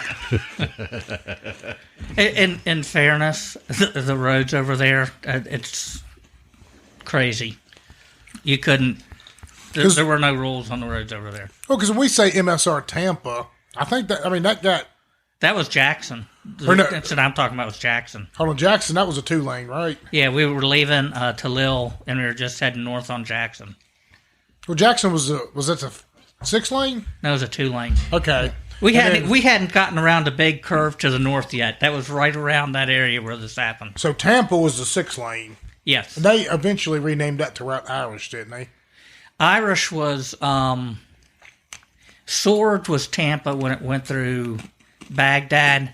Irish was the part of Tampa that went straight through Baghdad because we went on the, there's a bypass. Yeah. We went around the bypass to get to Sword. Irish was the actual route from the bypass straight through to where it intersected Sword. Okay, so the day we went down there to see Himes after he got We took blew up, Irish. We took wow. Yep. Yeah, because that day I was immobile. My knee was in a bind, and our buddy had gotten blown up around July 4th, and I was like, all right, I'm going to go down there and see him. Like, no, you're not. I was like, well, yeah, I am. I can shoot. I can't run, whatever. And that day, we normally, like you said, we always take the bypass that went around. I want to say there was that Abu Ghraib. No, well, we went through, we bypassed the green zone, basically, is what we did. Yeah. And BIOP, the international airport. So instead of going west and then going south on Tampa, we just cut right through the middle of Baghdad. Yeah. And why not, right? Yeah. That was the day we went down there to visit him at Dogwood. And because normally we do the bypass, and that day we kept going straight, and I was like, what's going on? Why are we going this way? I don't like this way. This is... And, that one day we were supposed to go that way. They told us the intel. This was a different day, just a regular mission day. They said, intel's telling us we're going to go straight through Baghdad today. And we're like, why? You go straight because it's IEDs are going to be everywhere on your route. Why? You need to go straight through Baghdad. No. And then, of course, we get right up in there, and they're like, oh, this route's closed now for IEDs. Go the normal way. I'm like, yeah, the convoy that passed us got lit up. That was supposed to be us, yeah, by the way. They had several casualties, and it would have been us. Yeah, you want to talk about like how lucky we were on so many different occasions. This was one of those days. That's how I know there was a God, because I can't tell you how many times we stopped to fix a load or a tire or something, and a convoy would pass us and they'd get lit up. Wow. And that morning in particular, because they had a good job done on them. Yeah, I think we broke down right outside of the gate that day, right? Well, I don't know if I want to mention it. There was a soldier in our platoon that had a vehicle that he didn't feel comfortable with taking it outside the wire. So he went back to the motor pool and swapped out trucks and kept the same load. But the time it took him to do that, and we were only probably a mile and a half from the motor pool, but it still took time for him to do that. So the convoy behind us, so they didn't miss their start time, they pulled around us, and they were the ones that bid it. Mm-hmm. Wow. I think an ID hit them, an RPG, a lot of small arms fire. Yeah. And I think they took 3 or 4 casualties. And that Inches and seconds. Pardon? Inches and seconds. Oh, yeah. Yeah. It was... Interesting. Well, we didn't go down Irish much, so like I said, most of the time we were on whatever. And we used to bring it up to our command, why are we going the same road every day on the exact same time every day? To take a... That's just bad planning. Our colonel, who hated us out of Germany, said, we'll let you pull at 5 o'clock in the morning on this route. Oh, by the way, that's when they're planning the IEDs is this time of the morning. So remember, as Herb Johnson came back and he was telling us that he had like a great big platoon powwow, and somebody may or may not have been imbibing before said friggin' powwow, but he's telling us this, we have the authorization to pull in the IED time frame, and everybody's kind of looking at each other. Nobody's saying anything. So let me get this right. We can change our route and go right through IED alley while they're laying the IEDs. Is that what you're telling me? And I think his verbatim response was, "Shut up, Bird. You're being an asshole." Oh, wow. Yeah, What a concept. That was the What a response concept. I got. But everybody was thinking it. I wasn't the only one thinking it. But Well, we were, we weren't known for our candor over there. I mean, at one point in time, we had this event. It was probably in July, and was it a colonel? Was it a colonel? yeah, I mean, you're talking. he made me so mad that day. God, he made me mad that day. You're talking a high-ranking. Yeah, he was Word. A high-ranking guy, same right? same battalion commander that I just was referring to that hated our guts. Was this him too? Yeah. Okay. Well, was this why he hated us? Well, no, it was one of the reasons he hated it. Well, we were never in uniform, supposedly. And, What's a uniform? we never obeyed rules, supposedly. And allegedly, we were, drinking alcohol in theater, supposedly. Well, when allegedly somebody, put a blow-up doll up a flagpole and replaced the American flag. Yeah, when they told us we couldn't fly our flag, somebody may have put up an inflatable doll on a flagpole. Completely nude. But for some reason, he didn't like us. I don't see why. Yeah, I know. So we had this. This was probably in July, and I guess it was around the time where they were, because I want people to understand we were there that first year. There was so many moving parts, so much going on. Like go back and listen to some of our shows. We've had Bird and Special Ed here, and any Iraq episode we've had over the years. You can go back and listen to some of these stories again. There's a lot of alcohol involved in all of them, so I can't even really tell you what we talked about in most of them. But one of the themes is, we're just a little, we're a little different. And when we have this meeting with this colonel, at that time they would tell you, oh, Donald Rumsfeld, you would get these tidbits of news saying, oh, you're only going to be here a couple of months. Look, going back to Al-Assad earlier, two big moments in my life, turning points in my life happened either going to or at Al-Assad. One of them was ripping my ACL because I could have went home. 1 month in, I could have went home. My knee was swollen twice the size it was, and I looked at these sorry excuses for soldiers and said, even on a wounded knee, they're not going to make it without me. So even at my 50%, I'm going to bring all of these guys home. And I did. So, but the first part of the war, Billy. it was, all right, you're going to be home in a couple of months, and it's going to be 3 months, and we're going to be gone by July. So I'm like, well, I'll just stick around. You know what I mean?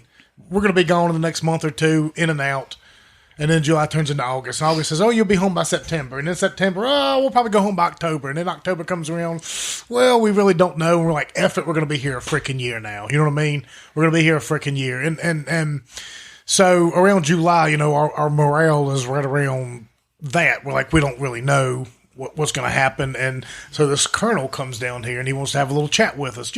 I'm here for you people. I want to know what's bugging you and whatever. The pep talk. Yeah, pep talk. Yeah, essentially. And I guess he was expecting a lot of hoo-ah and hoorah and yes, sir. And this whole theme that the military actually is. And he stepped into a National Guard unit, and his first meeting was with all E4s and below. His second meeting was with all E5s and below, which is, I guess, sergeants and above, but NCOs, non-commissioned officers. He didn't make the NCO meeting. He did. He got there. When? For about 10 minutes. I thought he collapsed in our meeting. No, he collapsed after our meeting. We pissed him off so bad. He was so red in the face. Yeah. First of all, can I elaborate on the meeting for a bit? Yes. Okay, it was a command climate survey, basically what he was conducting. You know, we're a National Guard unit. We're not getting promoted because the 40 of us that came from Rocky Mount, our promotions were already filled in the 1032nd before we got there. Our unit in Rocky Mount is filling the empty slots in Rocky Mount with the people that didn't come. So we ended up 2 years behind everybody else in the promotion cycle. We were upset about that. No shit. We were upset about not knowing when we were going to go home. Everywhere you went in theater and you needed to go, whether it was to get money, whether it was to go get help at the TMC, the Troop Medical Clinic, the first thing out of everyone's mouth is, are you guard or reservist or active duty? First question out of everyone's mouth. It didn't matter where you were, that was the first question. So we were very much treated as secondhand soldiers. And the colonel walked into this shitstorm because we let him have it. And, a lot of those problems were beyond the colonel's ability to fix. But we were pissed, and before we were done, he was pissed at us because the colonel loved to hate our company, but we ran rings around everybody else in his battalion, so we were, his. We were a love-hate relationship. Yeah, we did all the work, but we were always in trouble. So, long story short, he kicks us out. Go away. I want to talk to the NCOs. So the NCOs come in. He's talking. They're talking for about 10 minutes. The man goes down. Boom. Heat exhaustion. Just kills over. Very first thing he told us in our meeting, stay hydrated. You have to stay hydrated over here, guys. Well, you got so red in the face from us, I don't think you knew how to contain it. So, a little backstory. After he sent us away, we had worked a deal with some civilian contractors, and we actually had an IP phone where we could call home.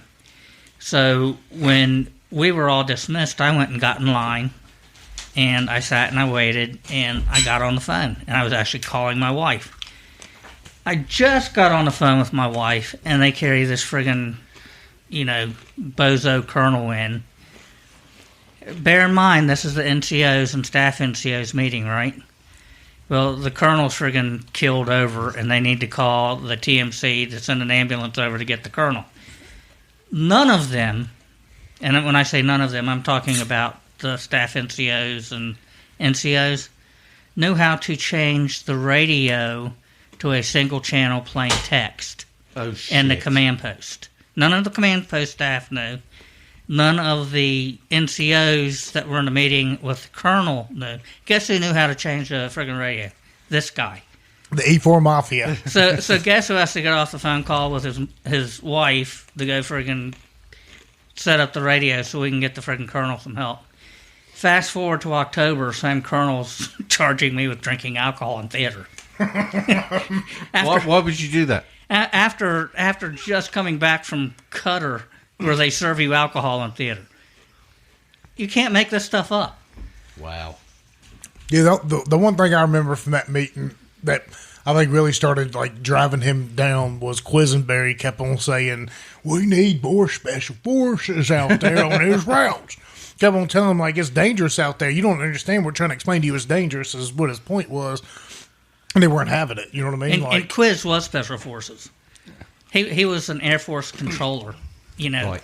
They're the guys that jump in with the Green Berets, and they're the ones that give the Air Force the grid coordinates to blow something, back to Allah. And that's what Quiz did before he went in the National Guard. So, and he was also an E4 too, so he had no control in the entire like if you look at our squad, our company, and specifically our platoon, it was flipped completely upside down. Where you had Bird, who was a veteran of the first war in Iraq. People like Hurd, who were firefighter, extremely intelligent, good leader. You had Quisenberry, who was former Special Forces. Been in Beirut during the bombing. All these guys lost his entire team to an air controller team to an air crash in Germany right after he went back to Germany from Beirut. I mean, he'd seen some stuff. We had another guy in our platoon that was former Green Beret or whatever. I won't mention his name because he seems kind of quiet about it, and not to mention he used to drive me absolutely freaking insane. Bill, time to get up, Bill. Don't you even start it. Time to get up, Bill. I love you, Eddie. Wherever you're at. And all these guys, they were low ranking. So our people that were running the show, for the most part, didn't know what the hell they were doing. And the low ranking people, for whatever reason, were the ones with experience or the young, smart ones who were, motivated. Now, I'm not mentioning myself because I was not motivated in the least. I had no motivation at all. In fact, I went out of my way to sham. Like, I remember one day we were over there and they were going around looking for details. We need to go do this. I don't forget what the detail was. But I laid on my cot and I covered myself up in all my bags and all my possessions and all my stuff. And I laid there silently still and walked around and found everybody to get them for the detail and then left. And 20 minutes later, I popped up and sat down and played video games for a bit. Drank me some beer. Shameful, Billy. Not at all. Not at all. Not at all. Hey, was it the Colonel that rode with us on that one mission? Yeah. That he was like, all right, this one mission, it's funny. This is hilarious. He was afraid of a shadow. Yeah. The same Colonel. So he rode with us on this mission. Afraid of his mission, own shadow. and we didn't have the best radio etiquette. So we would get on there, and we would sit in there and talk crap to each other and everything. And I can't remember what they were talking about. Are you talking when Siggy told the guy that? Yes. No, that was the command sergeant major of the unit going south. Okay, so we didn't have the best radio etiquette, and I think they were talking about. They were talking about the intersection. They were talking about the intersection. No, they were talking about something else, weren't they? I don't remember. I do remember exactly what he told the command sergeant major. Like, we were sitting there, and the command sergeant, we didn't have the best radio etiquette, and we were just sitting there talking normal, kind of like we are now, whatever. And this command sergeant major comes over radio and says, "Y'all need to at ease the chatter on the radio." And everything got quiet. Were you riding with Siggy? No, I was not. I was not with He him. comes over the radio. I would have kissed him had I. He comes over the radio and is like, "You can at ease on these nuts." Oh dear. To a command sergeant. To a command sergeant major. Man didn't say another word the entire trip. No, I was with you because I remember busting out laughing. Yeah. That was hilarious. Yeah, I forgot that story's never been told on this show. The 5 or 6 times we've had y'all, that one's never been told. I thought we told that one. Yeah, what did the CSM have to say about that? He didn't say a damn thing. He was riding with us. We were his protection. You're an RAO. Shut up. Enjoy the ride. Yeah. Brace yourself. Well, when we got to the fuel station, he was walking around asking who said it. I think I might have been riding with plausible deniability. Yeah. I don't know what you're talking about, Sergeant Major. Yeah. And I'd have been screwed. I don't know what you're talking about, Sergeant Major. Not one person said a word to. Nope. We all knew. Yeah, we all knew who it was. I'm pretty sure I was with him. There's one truck behind him because I remember the Sergeant Major coming up and saying something. But I mean, like. I want to put I need a writer out there. I need an author, somebody, because I don't have the time. Ghost write for me our stories here. Let's pull them in a pile. You need to put them on audio if somebody can do it, because you're an excellent writer. You'd be a great choice to write the book. But there you go, Billy. No, but those stories made it back to the Colonel, and for some reason the Colonel didn't like us. But the Colonel was afraid of his own shadow. Mm-hmm. The few times he rode with us. Like, we were pulling out of Talil one day going north, and it was probably 4 miles of cross country before you hit Hardball. So you had to check your loads after you got to the hardball to make sure that they were going to survive the trip up north. So we pull over, we're checking our loads. Literally, as far as the eye can see, we're the only living beings. And this colonel's beside himself because we're not in full battle rattle. You know, he's got the crotch protector on and everything else, running up and down the convoy, yelling at us as we're doing our jobs. And I'll never forget his first sergeant came along afterwards, and he asked me how, you know, the colonel said something to me and kept on going, and I just kept on doing what I was doing. I didn't even fucking get dressed because it was cool in that time of the morning, so I wasn't going to get all friggin' hot wearing all that shit. So the first sergeant comes up and asks me, how are you doing this morning? I said, First Sergeant, I'm fine. I said, when you see us put our gear on, you know you're in Indian country. So just watch what we do, and you'll be fine. Yeah, so and that, think smarter, not harder. Yeah, and it's... Again, the man was afraid of his own shadow. That's a shame. The wrong kind of people that should have been there. This colonel, you know, like you said, that, you know, I had a couple, I wouldn't call run-ins. I had that interaction with him, at the command survey. And, of course, when he brought me up on charges for drinking and told me I was, you know, horrible example and, you know, a disgrace to the entire U.S. Army and blah, blah, blah, blah, blah. You know, he goes to Germany a week later. He's out of our hair, not our problem anymore. We get 8th Motors out of Fort Bragg as our replacement higher headquarters. They come in, got a new colonel, and he did have a sergeant major. He had a sergeant major, so the sergeant major and the colonel come around. You guys are doing, you know, you're running your convoys wrong. That's why you're suffering the casualties you're having. We're going to ride, the sergeant major and I, on a convoy with each one of these companies, and we're going to show you what you're doing wrong. First day out of the gate, his Humvee gets blown to shit. They walk away from it, but the Humvee's just a pile of friggin' rubble. Comes back, you know, from the mission, you know, the battalion commanders meeting. You guys are doing an outstanding job. Keep doing what you're doing. Carry on. Yeah, carry on, you know. And it wasn't 2 weeks after that, you know, this less than a month after I got a letter of reprimand because JAG would not friggin' prosecute me for drinking in theater because they couldn't prove there was anything in the beer can I was holding in the picture. So, and nobody would testify that there was anything in the beer can that I was holding in the picture. Thank you very much.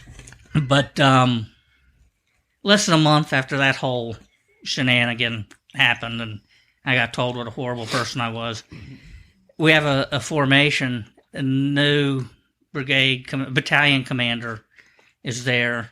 I got a friggin' battalion commander's coin for doing such a great job. Not even a month after the one friggin' ripping me a new one. This new battalion commander's giving me a battalion commander's coin for doing a good job. I remember when those 82nd boys took over because, I want people to understand we were there. Like we were Appalachian Hillbillies thrown right into the mix. We were working every single day. If we weren't running missions, you're home. Go out here and get on the guard tower for 8 hours a day. So, you know, we're going to go to the guard tower. We did that for quite some time, and then the 82nd takes over. And you want to talk about, like, hardcore, by the book, this is how it's done, this is how we're going to do it. I mean, we're used to sitting out there on the guard towers and playing chess on Game Boy and falling asleep and starting fires because it's cold. I mean, we are the guys in those James Bond movies who he sneaks up on first in the guard towers and just takes them out. You know what I mean? That's us.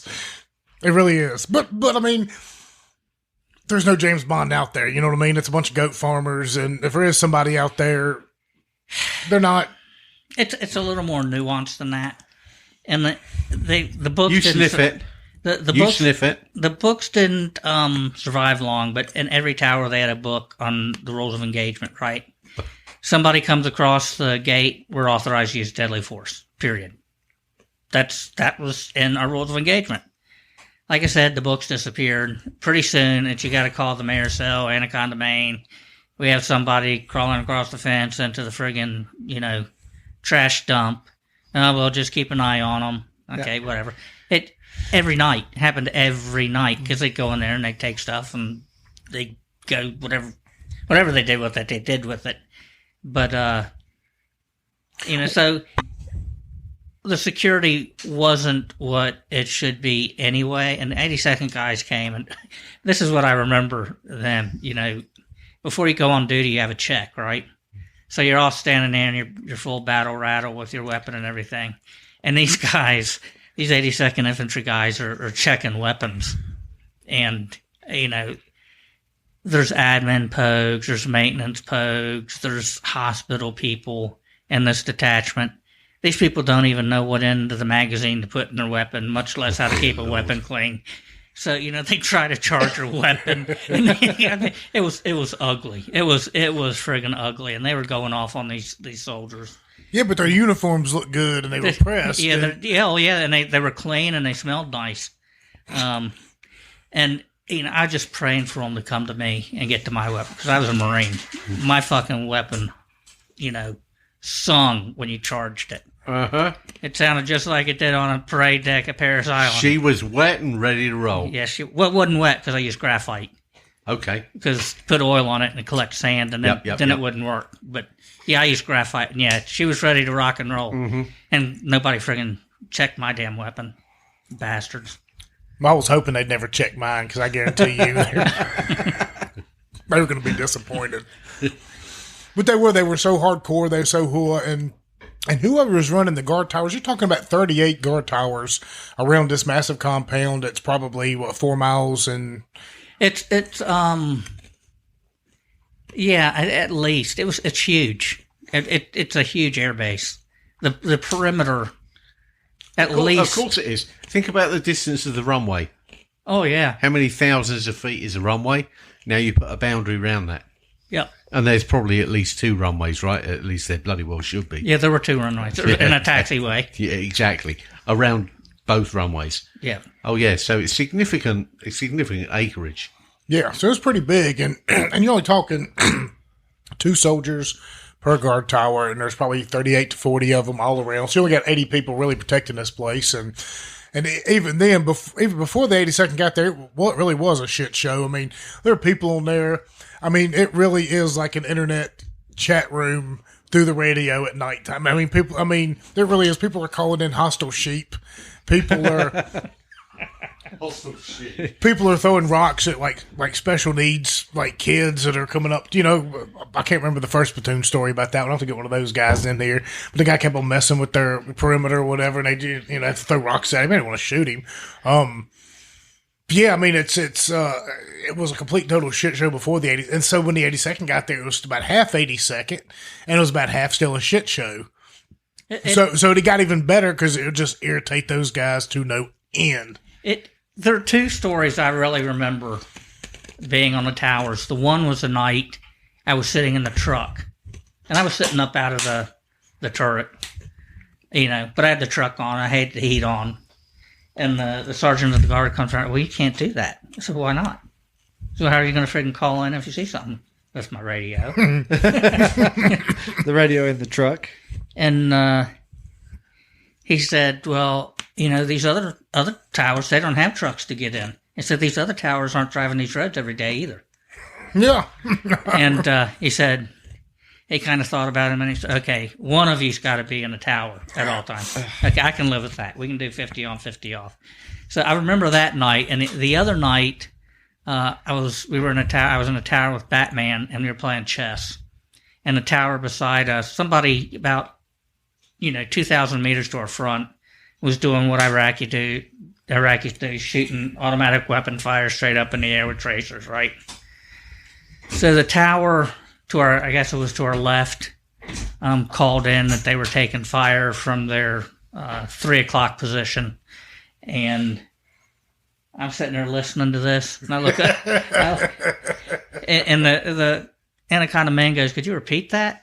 And it's a female. She tells the same story. I can't remember if it was 3 or 9. It was a tower beside us.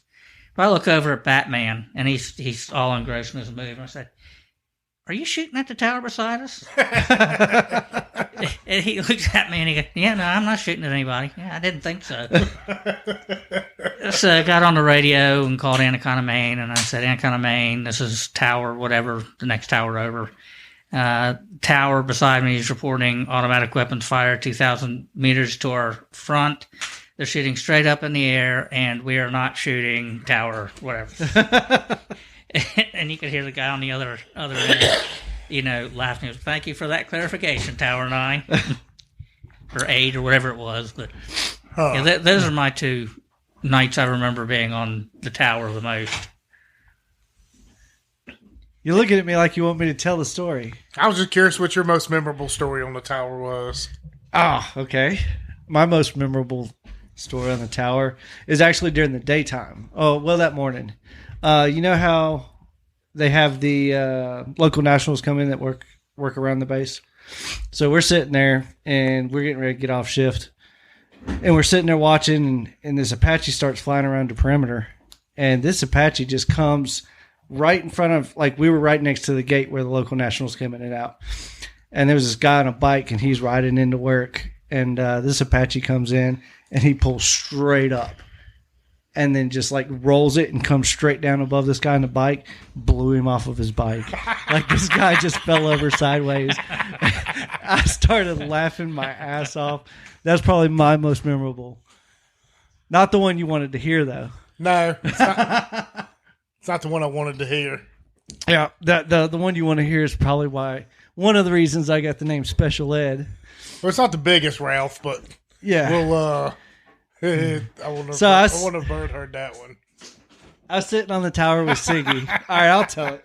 So I was sitting on the tower with Siggy, and we're bored, and we got our flap jackets on and everything, and no plates, obviously.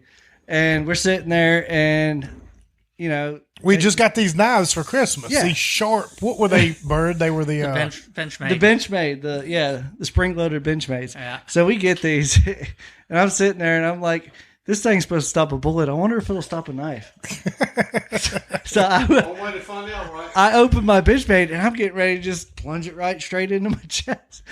Siggy's like, whoa, what are you doing? I was like, I want to see if it'll stop a knife. He's like, dumbass, open it up and stab it from the outside, from the inside out. I did it, went through like butter. There's special ladies coming forward here. Yeah.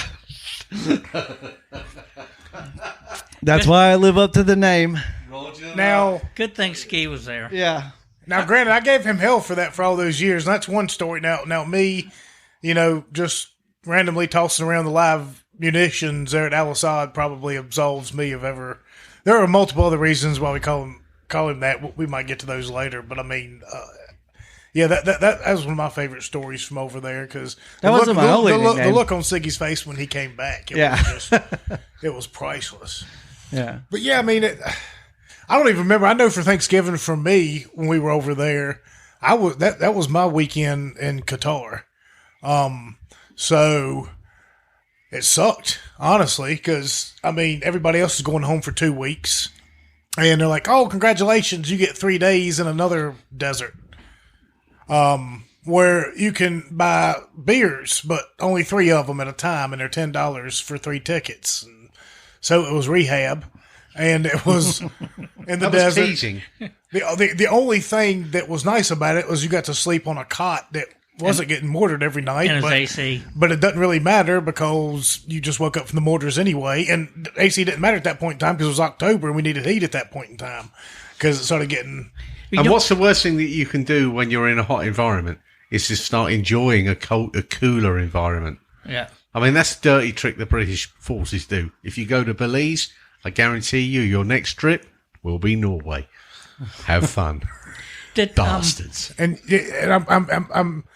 I found it very intriguing that you used Belize as the example and then straight to Norway. So tell me what your adventures in Norway were like. Arctic training. I never did any Arctic training whatsoever.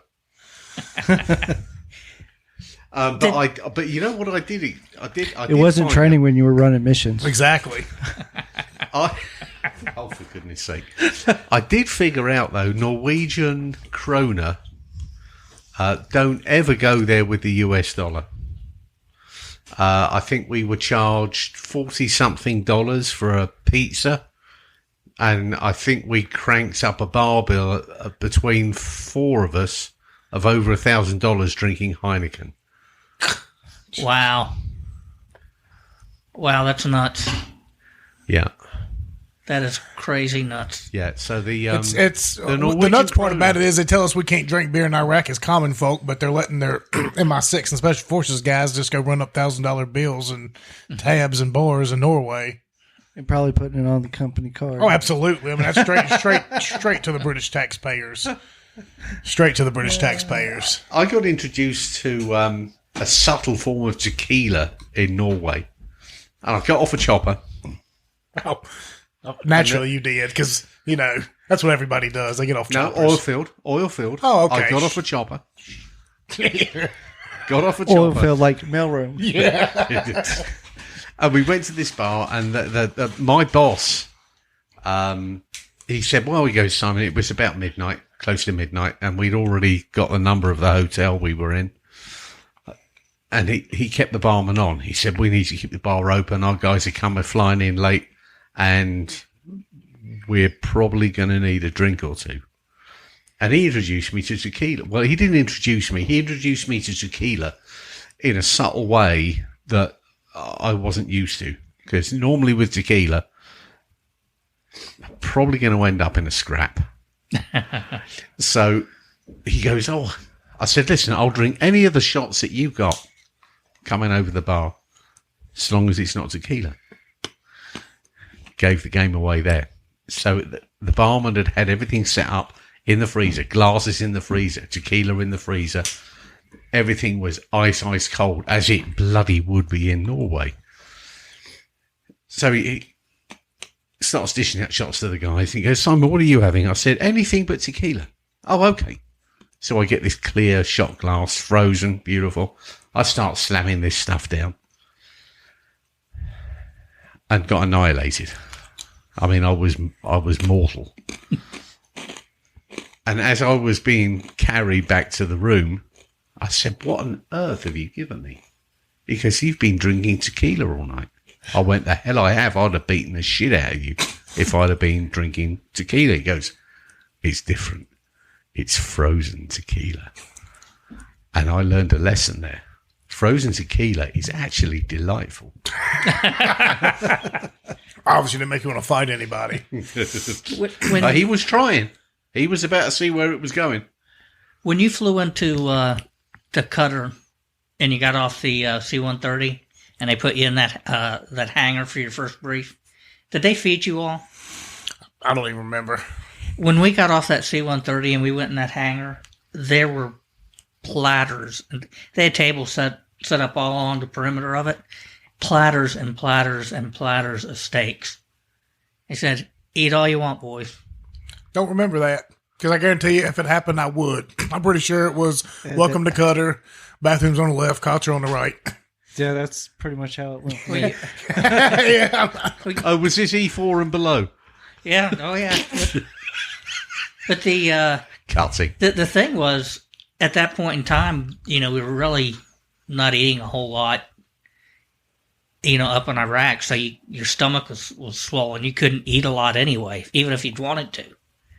But I was like, wow, the Air Force lives good.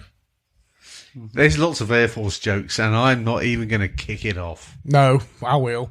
Yeah, I mean, at Talil, they got that Air Force base down there. Their chow hall, when it first came around, I mean, they led the way for everything over there pretty much. They, if they were going to come in there and there's going to be more than 10 of them, they were getting themselves a nice chow hall. They're getting themselves a nice PX or a nice this or a nice that. And I mean, I remember driving around posts and seeing all these tents. Man, those things look so good. The sandbags are put up perfectly. There's air conditioning in them. Who are they? Oh, they're Air Force coming in. They didn't have to build their own. Nope. We filled every sandbag and put up every tent that, our perimeter was. No mercy. None. I seen this meme one time, and I wish I could find it again, but it's 4 pictures. It's the Marines laying in the mud, all camoed out.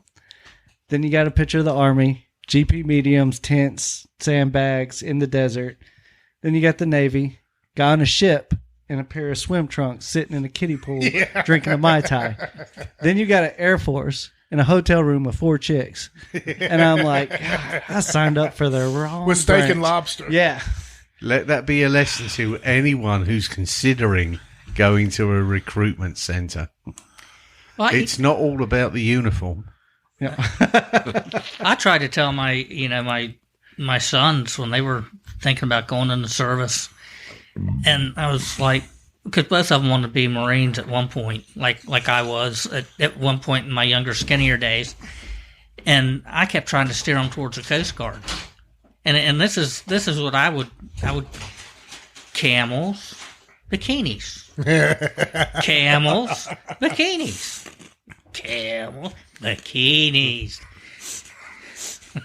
You know what? When it comes, That's one to, thing I didn't see in Iraq was any bikinis.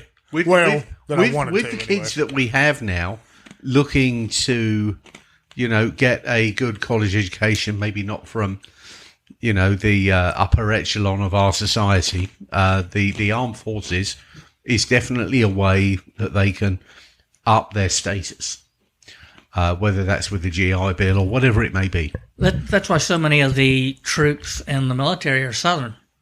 Yeah, yeah. That's And an interesting. I think it's something like 60% across the board, somewhere in that neighborhood. Why is that? It's definitely it's a path. If you are not in a perpetual state of war, military service can it breaks. You can improve your life. Yes, absolutely. You can get an education. You can get your GI Bill.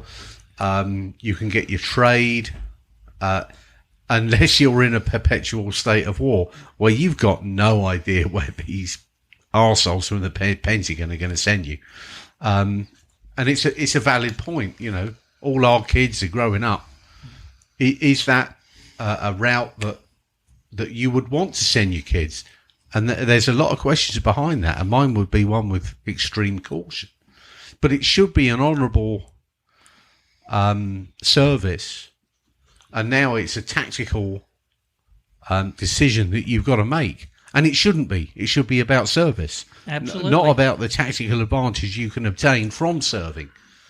You know what I mean? Does that strike a chord? No, it makes perfect sense to me. I mean, that's why I went in. I wanted to serve. I thought it was my obligation to serve. People go into the service for all sorts of different reasons, like you said, college, family issues, just to get out of where they're at. Yeah. But people stay. I don't think very many people stay. There's I think the path for doing your 20 has become a thing of the past, for me, or is about to be. Yeah. For me, it was the people that I served with. Of course it is. Mm-hmm. Of course it is. Yeah, definitely ain't. None of the rest of it. I mean, we were lucky though. Well, look at the sign-up rates now. Well, we were lucky though because for us, we could be in or out and still hang out with each other because we were all geographically connected for the most part. And had we all either stayed in and been active duty and this would have happened, we'd have eventually been spread out all over the country and never seen each other again. So that's true. Well, that's the benefit that guard units have, and it was an interesting dynamic for me to see. Marine units have a lot of camaraderie because you're Marines. You eat crayons together. You lick the same windows. Absolutely. They tell you can friggin' whoop anybody's tail, and you believe it. Oh yeah. And your brother Marines are going to be right there beside you doing it. Oh yeah. Hey, what happened in Austin a couple of nights ago, where a couple of fucking idiots, excuse my language, a couple of idiots decided that they were going to pick a fight with a load of Marines. In dress blues, no less. In dress blues? I mean, what do you think is going to happen? It was the Marine Corps ball. It had to be the Marine Corps ball. It was just like, it was priceless. Someone, in fact, quite a few people got an arse whipping, and rightly so, in Austin of all places. Were they trying to take their crayons? I'm sure that was part of the conversation. No, I took my wife to a ball one time, the year after we came back from Desert Storm, and we were all decked out in our blues, and I think my sister-in-law was pregnant at the time. And anyway, long story short, my wife went back to the hotel with my buddy and her sister, and I went out with my fellow Marines to a bar across the street. And it was Yucatan Liquor Stand, I think was the name of the bar, and we were in Tampa. Anyway, holy cow. It's a good thing I'm an honorable man, because I would have had a lot of fun that night. I'm pretty sure that after I got out of basic and AIT and that kind of stuff, I think I only wore my dress uniforms maybe twice, maybe 3 times. And I know 2 of them. One of the times, let's see. One of the times was for my mom's wedding. Me and my brother both just got back from basic, so, she wanted us. So we did that. The other time, I got in a high-speed chase. I think that's the only 2 times I've ever worn my dress blues. And it really wasn't a high-speed chase per se. So you turned up in the court in your finest. I didn't. Trying to sway. I didn't. The magistrate, perhaps. No. Sounds like something he did. The trooper pulled us does, over. doesn't it? The trooper pulled us over. Not only had 4 or 5 shots that afternoon, pulled us over on 220 coming from Martinsville, and I was racing another guy. And so I didn't know, actually, you know what? I take that back because I'm incriminating myself. You can't do nothing about it now, Trooper Harris. You're retired. But I wasn't racing because he had a stick shift V8 Mustang and I had an automatic. I knew I couldn't actually beat him. I was just trying to see if I could keep up with him. And we were in uniform, just left a Christmas dinner down there, and I see this car pulling up beside us, and it's like an Impala. I'm like, well, hell yeah, this guy wants some too. I'm going to let him get beside me and kick it again. And we kept going, and then next thing I know, he pulled up right beside me, and I look over at him. I'm like, oh, he don't want to kick it at all. I see blue and red lights, and he pulled us over, and well, he gave me a licking because he served with my grandpa for many years or whatever. I got you now, Riddle. I got you. You're going to jail. You're going to jail, Riddle. You're going to jail. Then he come back after about 15 minutes up there with the other kid, and he's like, well, I ain't taking you to jail. I can't. He said, because you're going to get your car back the next day because it was my brother's car. And he said, this boy right here is his car. It's going to be impounded, and he's, he'll be months. Now, maybe that was his way of hooking me up. But the way he looked at me at my grandpa's funeral, maybe not. Maybe he really wanted to get me, because then because he told me he was going to get me in court. He said, I'm going to get you in court. I'll get you there. So we go to court, and I show up.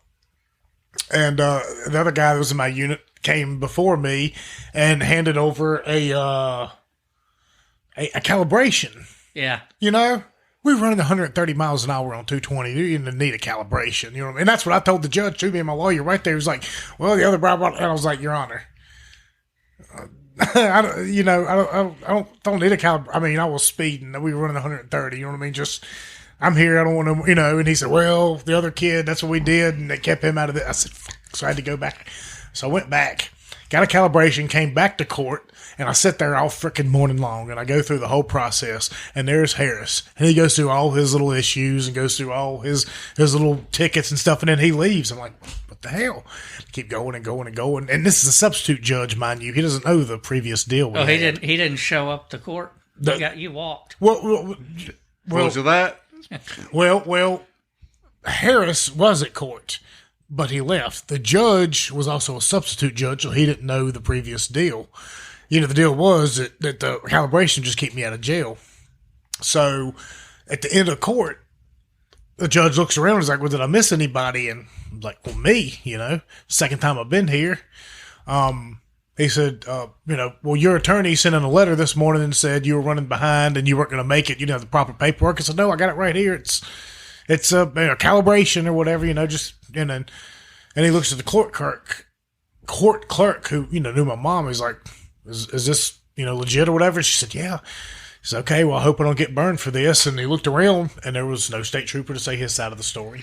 There you go. There was nobody else. So he said, chicken dinner. So he sit there and he said, "Well, I'll drop it from a speeding with intent to kill, Reckless driving, evading police." I will say your family name got me out of a ticket too. I want to get to that. I'm surprised he didn't get you into one. And he said, and he banged his gavel. He said, "Improper driving." And he said, "I'll go ahead and knock your fine down from $350 to $150 since you had to sit here all morning long." And of course, I mean, this is $200 back in 05, 6, 7, somewhere in that time frame. So, I mean, that was a lot of money. And so I walked away. I represented myself and got scot-free. How in the hell did we get you out of a ticket? So it was 4th of July, party up at the lake. Oh, it was your Uncle Tommy's place? The dock. Dock, okay. Yeah, you're having a 4th of July up at the dock. Oh, I don't even remember this one. And you were drunk. Chris was drunk. That's a surprise. And Chris's girlfriend wanted to go home. So Chris is like, I was the least drunk out of the bunch. So Chris is like, drive me and my girlfriend home. She's getting mad. I got to take her home. I can't even remember who he was dating then. But he's like, she wants to go home and I'm too drunk to drive. Drive me and her. And I'm like, all right, whatever. So we get going back, drove there just fine, dropped her off, blah, blah, blah. They fought a little bit, and then we started coming back. And Chris is like, hurry up, let's get back there before all the beer's gone. I'm like... Tactical decision. I'm like, all right. So I start speeding. I didn't even realize how fast I was going because I was in Chris's Mustang. I didn't even realize how fast I was going. I was going 98 in a 35. Oh, where the hell were you at? Didn't you get pulled over a second time in that car? No, only once. I've only been pulled over once in Chris's Was it right car. there in front of the Lowe's? Where Yes. it's at now? Yeah. Wow. Right there in front of the Lowe's where it was at now. So I get pulled over there. That was in the middle of the day. That wasn't a nighttime. No, this was in the middle of the day. State trooper Yeah, pulls we're us- still in the daytime. So you guys are we heading have out to the, Fenway. we have it's convertible. We have the top down. So 98 and a 35 going through there. State trooper pulls us over. I'm like, fuck. All right, I'm getting a ticket. I pull over, and I was like, he's got me for reckless driving. I'm going to lose my license. Blah blah blah. And so he comes up. Chris knows him. He's like, "Oh man, what's up?" And he starts talking to him in the driver's seat. I mean, in the passenger seat. I'm sitting there like, "Oh God, I'm gonna get a ticket." And he's just sitting there. He's like, "Man, he's driving me. I'm too drunk to drive," because I drank too, and he smelled it in the car. But Chris was like, "I'm too drunk to drive. He's That's driving." an open top car. Yeah, and he's like, Just saying. "Yeah, exactly." So he's like, he's driving me because I'm too drunk. I'm the one that's drunk, and he's the only sober one, and blah blah blah. And he's like, "All right." And then he comes back and he's like, "Since I knew your grandpa, I'm gonna knock it down to under reckless driving." Beautiful. And I'm like, okay. So we get back to the party and we start telling his dad about it. And his dad's like, "Don't worry about it. I got you." I got a letter. Don't show up for court. It got thrown out. I'm like, what the hell? His dad, I don't know who he talked to, went up there and got it thrown out. Didn't even hear nothing about it. No ticket. Nothing on my driving record. Beautiful. I was like, Thank you, Lord. yes. Let me tell a story about my brother. Now, this happened, and there was a witness to this as well back before this asshole went methed out, because I remember him telling me this before. They were leaving Roanoke one night, and I'm probably going to get a little bit of it messed up, but my brother, they were following each other down the road, and my brother, I think, might have been in my mom's car, another vehicle, whatever. This guy was either front and behind him, one way, shape, or form. Cop pulls him over. And I think my brother knew why he pulled him over, because it was an expired tag. But my brother also in the car had the registration update or whatever. It was an expired tag or whatever. And he's drunk. My brother's drunk. Before the cop could get out of his car, my brother has done jumped out of his car with the paperwork in his hand, walking back to the cop car, telling him that he has the registration in hand. Get out the car. Calls the Franklin County deputy sheriff to put the dispatcher on the phone, and then hands the phone to the police. Says, "Look, my shit's good. Here, talk to them." And they sit there and they talk to the person on the dispatch office for a couple minutes. Cop hands my brother the phone back. Says, "All right, well, have a good day." And he gets back in his car and takes off. Somebody witnessed this happen. Like, Wow, that is a wow.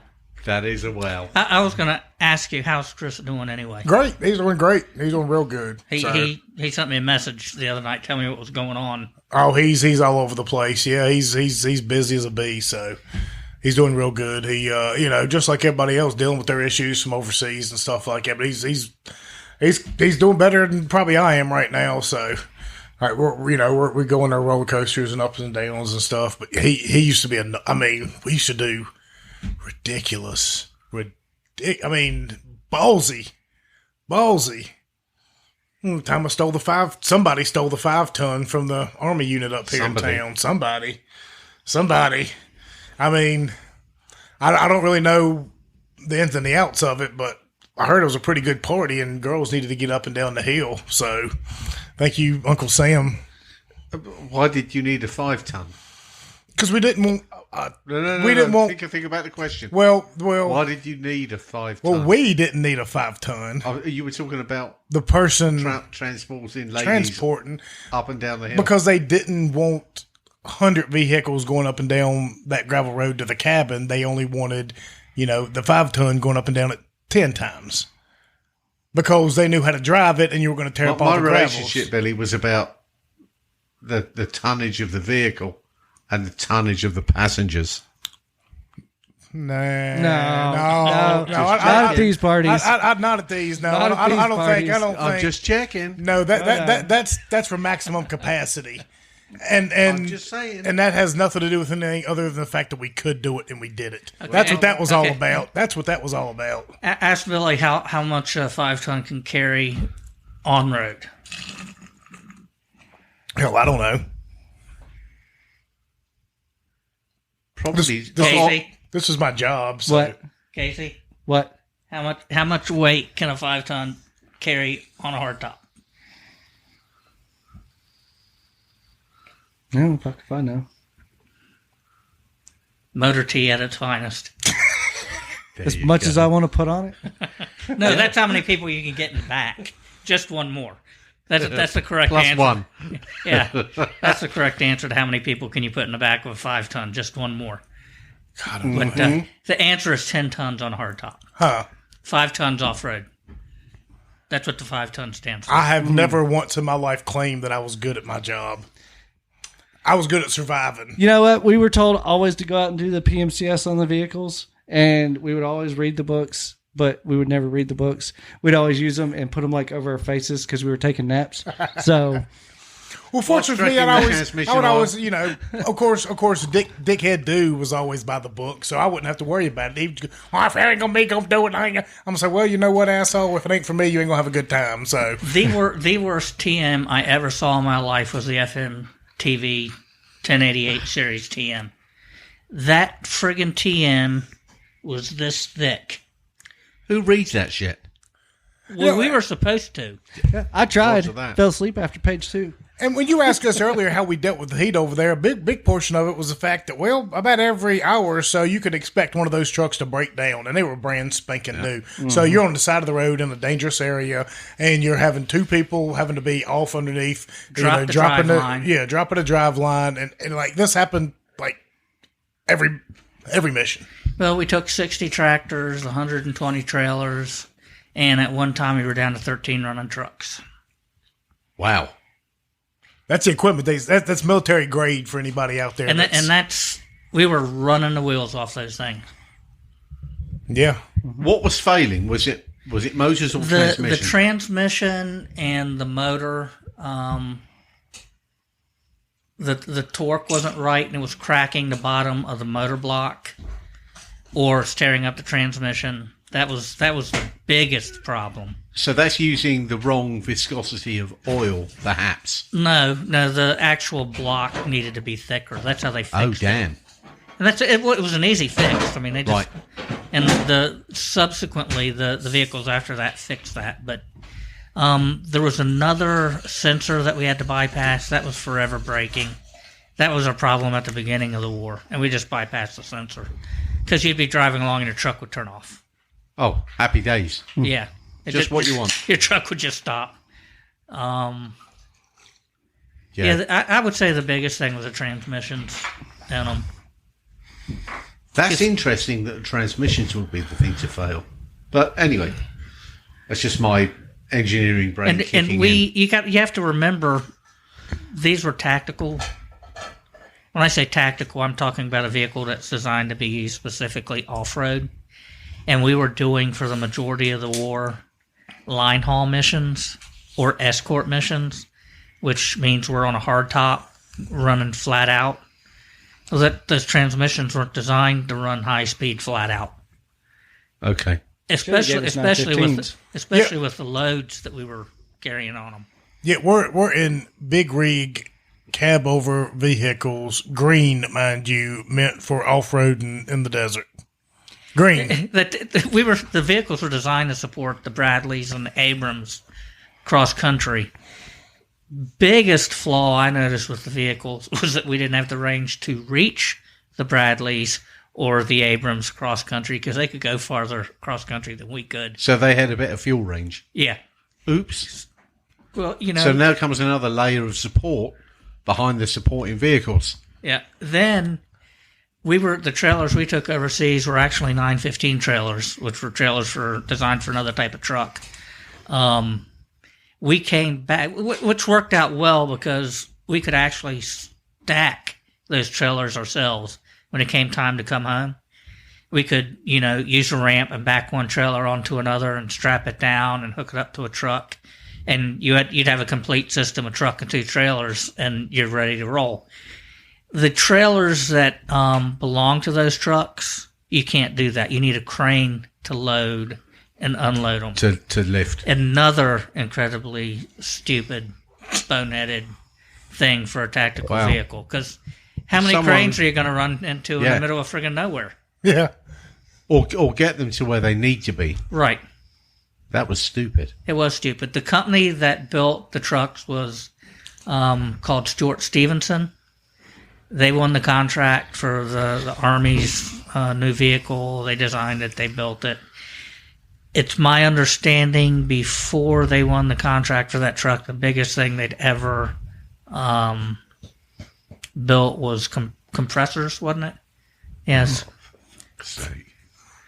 But, they hired a bunch of, retired Motor T guys and put this monstrosity together. And then it went through, the Pentagon buying process. Dare I say it? Yeah. And, there were things about that vehicle I did like. I like being able to control the tire pressure from the cab on the go. Mm-hmm. That was a great feature, but that was not only on that truck. All sorts of tactical vehicles have that feature, so that wasn't that spectacular. The biggest thing I disliked about it was you did not have an engine out in front of you to push things out of your way. Because you're so you were going to be thrown away from the load. Yeah, well, that, and if you needed to push away through something, you needed to push away through something, and our trucks weren't capable of pushing their way through things. Like the back of Billy's trailer. Yeah, like the back of Billy's trailer. Or a Toyota pickup truck. Or a Toyota pickup truck. Camels or goats. Or, for instance, in one of those traffic circles, if we'd had to have forced our way through there, the old 900 series trucks, they'd have just bulldozed it through there. Oh, yeah. They'd have moved those cars like they were leaves. Our trucks would have gone over top of them, got about halfway across the second one, and that'd have been it. Yeah. My second deployment, we had the 915s, and what they would do is they would set up the ID ambushes in their traffic points. So they had like traffic points that they would check vehicles during the day. And actually, our first deployment was the only deployment we ran during the day. After that, it was all night missions. So you wouldn't leave out until like 7, 8 o'clock at night, and then you drive all night. Well, these Iraqi checkpoints is where they would set up all their IEDs and everything because there's no police there at night. So, they got the big cement barriers. They set up a choke point. Yeah. They got these big cement barriers. They set up a choke point for people that they were checking there in the day. And at night, the military vehicles, these 915s with these 40-foot trailers. It was reversed on you. Yeah. So we'd have to drive through them and SR way through them. And that's where they would hit the IEDs. and one hit my truck one day, and I had this 915, and my sergeant's like, "Go," and I'm like, "You want me to weave through this?" He's like, "No, go," and I just balls to the wall. That 915 just pushed him out of the way. That's what you want. That's what I want. That's what we should have had. Yep, And we the should have had vehicles we those. drove was not capable. Well, So who was not listening when it comes to that? Oh sort well, of- there's layers to break there because we should have Yeah. never been there in the first place. I mean, nobody knew we were there. It was one of those deals. You know, we weren't equipped. We didn't have proper armor. We didn't have proper protection. The only thing that our unit had that was acceptable for combat is that we were the most heavily armed transportation unit probably in the history of the military. Yeah, we were armed as shit. No armor, no chest plates, no objective, no reason for us being there, no understanding of why we're there, no good equipment.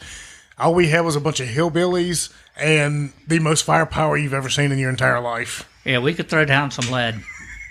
650s, 3 Mark 19s, Yeah. 18 saws, three friggin' 203s, and the remainder M16s.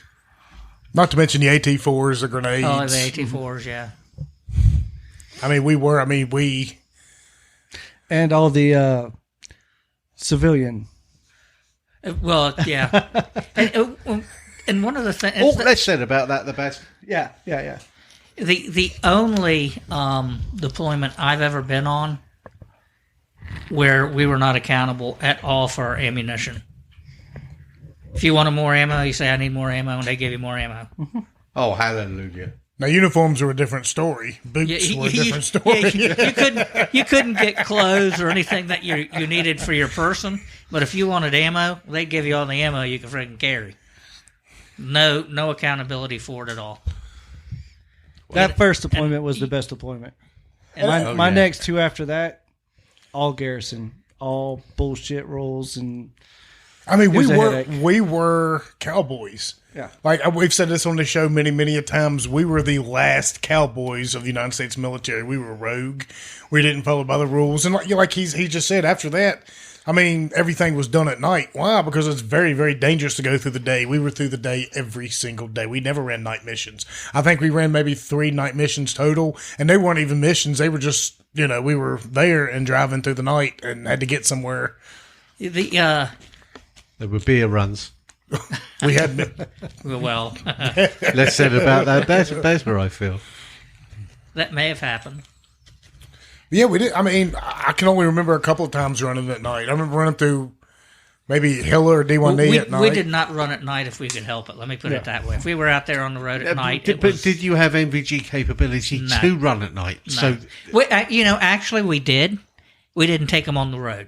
We never went out the gate with our NVGs, but we did have NVGs. what? Yep. How on earth didn't you go out? We didn't have enough for everybody. It was like our radios. We didn't have radios in every truck. So now you got to mix white light and NVG. No Yeah. can do. Yep. You're either one or the other. Yep. So we didn't take them out, and we didn't go out at night. Other deployments, like Casey was saying, if your air conditioner didn't work, you didn't go out the gate. If your vehicle wasn't up armored, you didn't go out the gate. If your vehicle didn't have air conditioning, you didn't go out the gate. Yep. If you didn't have body armor, you didn't go out the gate. We had none of that Ever. 9 months in. before we got our body armor. And we did a whole show about that about a year and a half ago with Willie P., who I saved his life, and a bunch of other those people. That was a fun show. I will tell you, my favorite vehicle though was the MATV with the Crow system. That thing was. God, I'd love to have played with that. See, I went to MRAPU out at. Now, what is that? Red River. Elaborate a little bit, because I'm Okay. even lost on that. Well, MATV is basically like a big freaking doom buggy. Fits 4 people. Oh, yeah. And you got a small bed in the back for you to keep all your gear in. A lot of them had the open turrets. So you had 50 cals and Mark 19s and saws and everything up there. But then you had like our truck, and you'll like this. The training for that was 2 weeks long. They took you off missions for 2 weeks, sent you down to the safe zone, the green zone. You did a 2 week long class on the Crow system, and then you're back out. But the Crow system was a unmanned. 2 weeks, huh? Yeah. Well, I remember we got certified to drive tractor trailers for all of us In one day. in a 30-minute video. Yeah. Like, oh, here's a video on how to drive a tractor trailer 18-wheeler. By the way, you're all certified now. Good luck driving to Virginia Beach. What was unmanned? It was the crew gunner serve turret. weapon. The crew serve weapon up top was a gunner turret. So So we were out of the top of the Yeah. turrets getting shot Right. at. These guys had video games. yeah, basically it was a video game because it's an unmanned turret. So you get up top and before the mission, you would bore sight your weapon in. It took 2 people to do it because you had to have one person on the stick down on the screen and everything. You'd bore sight your weapon in and, load it up and everything. Everything was controlled. You would sit in a seat behind the driver Okay. in an up-armored MATV. You'd be behind the driver. You have a screen, 8-inch screen, and it had night vision, heat vision, a scope on it. I mean, you could, if you had a 50 cal on there, you could hit something from like 2 miles away. You could hit a sandbag from 2 miles away. Like this thing was And they weren't amazing. prevalent. And this is what I loved about it. Hold on. You were operating, Yes. kids. I got a can lot play more. video games. I got a Good lot to go. more brains after like our first deployment. Well, you didn't. Our first deployment didn't require a lot of brains. You know what I mean? It was basic survival. So basically, the thing I loved about this system is it had a laser on it. You would laser your target. It would do all the calculations for you, and all you have to do is hit a button, and it would track it. Yep. So you could laser target, hit the tracking, and it would follow it as you're driving by. All you have to do is pull the trigger. I'd like one of those. Oh, it was beautiful. It was beautiful. When I went to the But it couldn't have been as much fun as the first go round. No, it was kind of boring. Basically, I sat back there and lasered animals. I see a coyote or a rabbit or a camel or something out, and then I just sit there and track it, and then go look for other stuff with the heat vision and laser it and track it. With IR, that's Yeah. and heat. Yeah. That's the way to do it. the other MRAPs, the ones that don't even have the crows, they have those in the drivers. Have the vision to see that now. Oh, I didn't know that. Yeah, when I went to the Red River Army Arsenal, they were mounting them on all the MRAPs out there.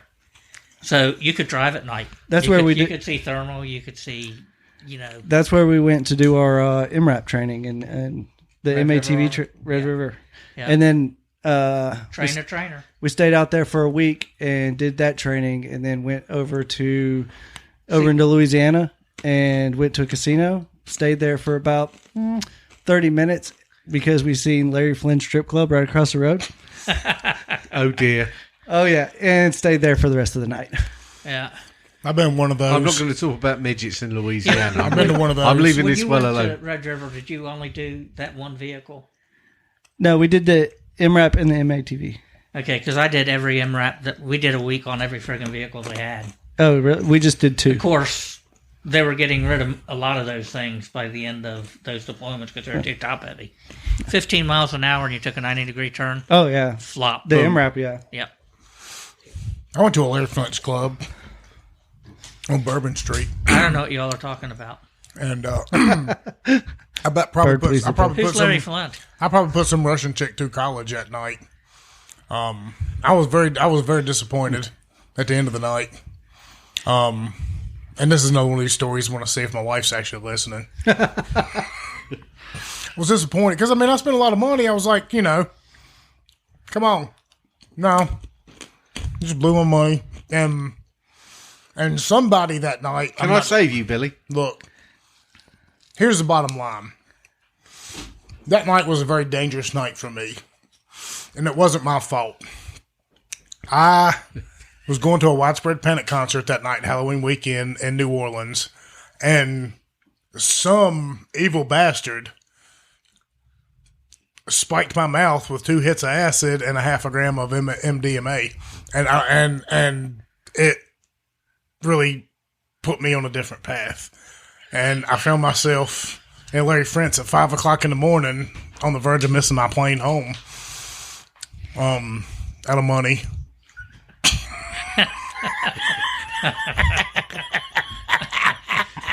I got a strip club story for you. I've got many. No, the very first strip club I ever went to was with this man right here. Hold on. Yes. Who? You. Oh, man. Yes. So we had just gotten back from overseas. We just gotten back, and like as soon as we got back from our first deployment, Billy and Amos like corrupted me. I'm telling you, They would. So it was Billy, me, Scott. I can't remember who. Matt, was it Matt? I think it was Matt. Could have been. But there's like 5 of us, and they're like, "Let's go to the strip club tonight. You want to go?" I was like, "Sure." So we stop off at was it Kroger or Food Line? I don't remember, but it was somewhere, and they're like, "Let's get some alcohol so we can go up there." Everybody got their own case. Everybody had their own case. We got up there, and every last one of us had to piss. Like, we were drunk. We blown through our cases. We were drunk. Had to piss. Apparently, you had to sign up for the strip club and get like a membership card, and it was like $20. Apparently. And it's like full nude, and you know, we're like, okay, Billy went in first because he already had a membership. No. Yeah, you would walk straight in because you had already had a membership. It was probably from a bachelor party or something. So you had to fill out this paper and pay your $20 and you got a membership card. I'm filling this thing out as fast as I can because I got to piss. Everybody else is behind me just dancing around because they got to go too. So I fill mine out. I get it. I run straight in there, go straight to the bathroom. Billy's already in there pissing. Piss.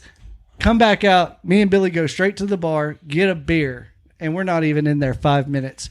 The bouncer walks up to us and is like, "Y'all got to leave."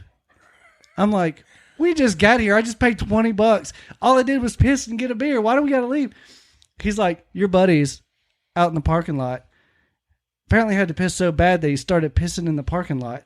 That was Jager. The bouncer went out there and confronted him about it, and they got into a fight with the bouncer. And now y'all have to leave. Y'all are done. I thought you were going to talk about a night before we went overseas. Because we used to frequent this little go-go bar down in Virginia Beach or Hampton or whatever, and we were at Eustis before we left. I remember one night we went down there. God, dear Lord. Don't let my wife listen to this episode or my daughter, at least till I'm gone. And we were down there, and I remember we went out one night partying and all this kind of stuff. Bunch of got hotel rooms or whatever. And I got on back in. You just open up a phone book and find an escort service. So I just got a chick come to the room and dance for us. And it was me and Bricky in the room. And the whole entire damn time I kept trying to kick Bricky out. So I could get my own damn private dance, and he's just sitting on the bed waving dollar bills like fucking Boomhauer. I mean, hey, over here. You know, hey, Dublin. I mean, I got money. Come on, Riddle. Let me tag team her with you. Come on. That sounds like Bricky. But I will admit, I didn't, nothing ended up happening that night. But it wasn't because, that wasn't my intention in the beginning. I mean, we were going to go overseas. She saw me coming from a mile away, I guess. I couldn't get Bricky out of the room fast enough. Either way, that's what I want, because we would go to the go-go bar down there all the time before we went over, before we'd go over. In fact, we would go in there and none of us were 21, or some of us weren't, and we would just follow the one in front of us. It's amazing how easy it is to get alcohol when you're a service member when everybody's at war.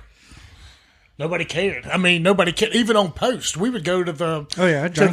That's the only place I drank. Bowling alley. Well, yeah, we go to the bowling alley. I find that whole concept bizarre. Well, in the United States, it's up to the base commander what the drinking limit is on base.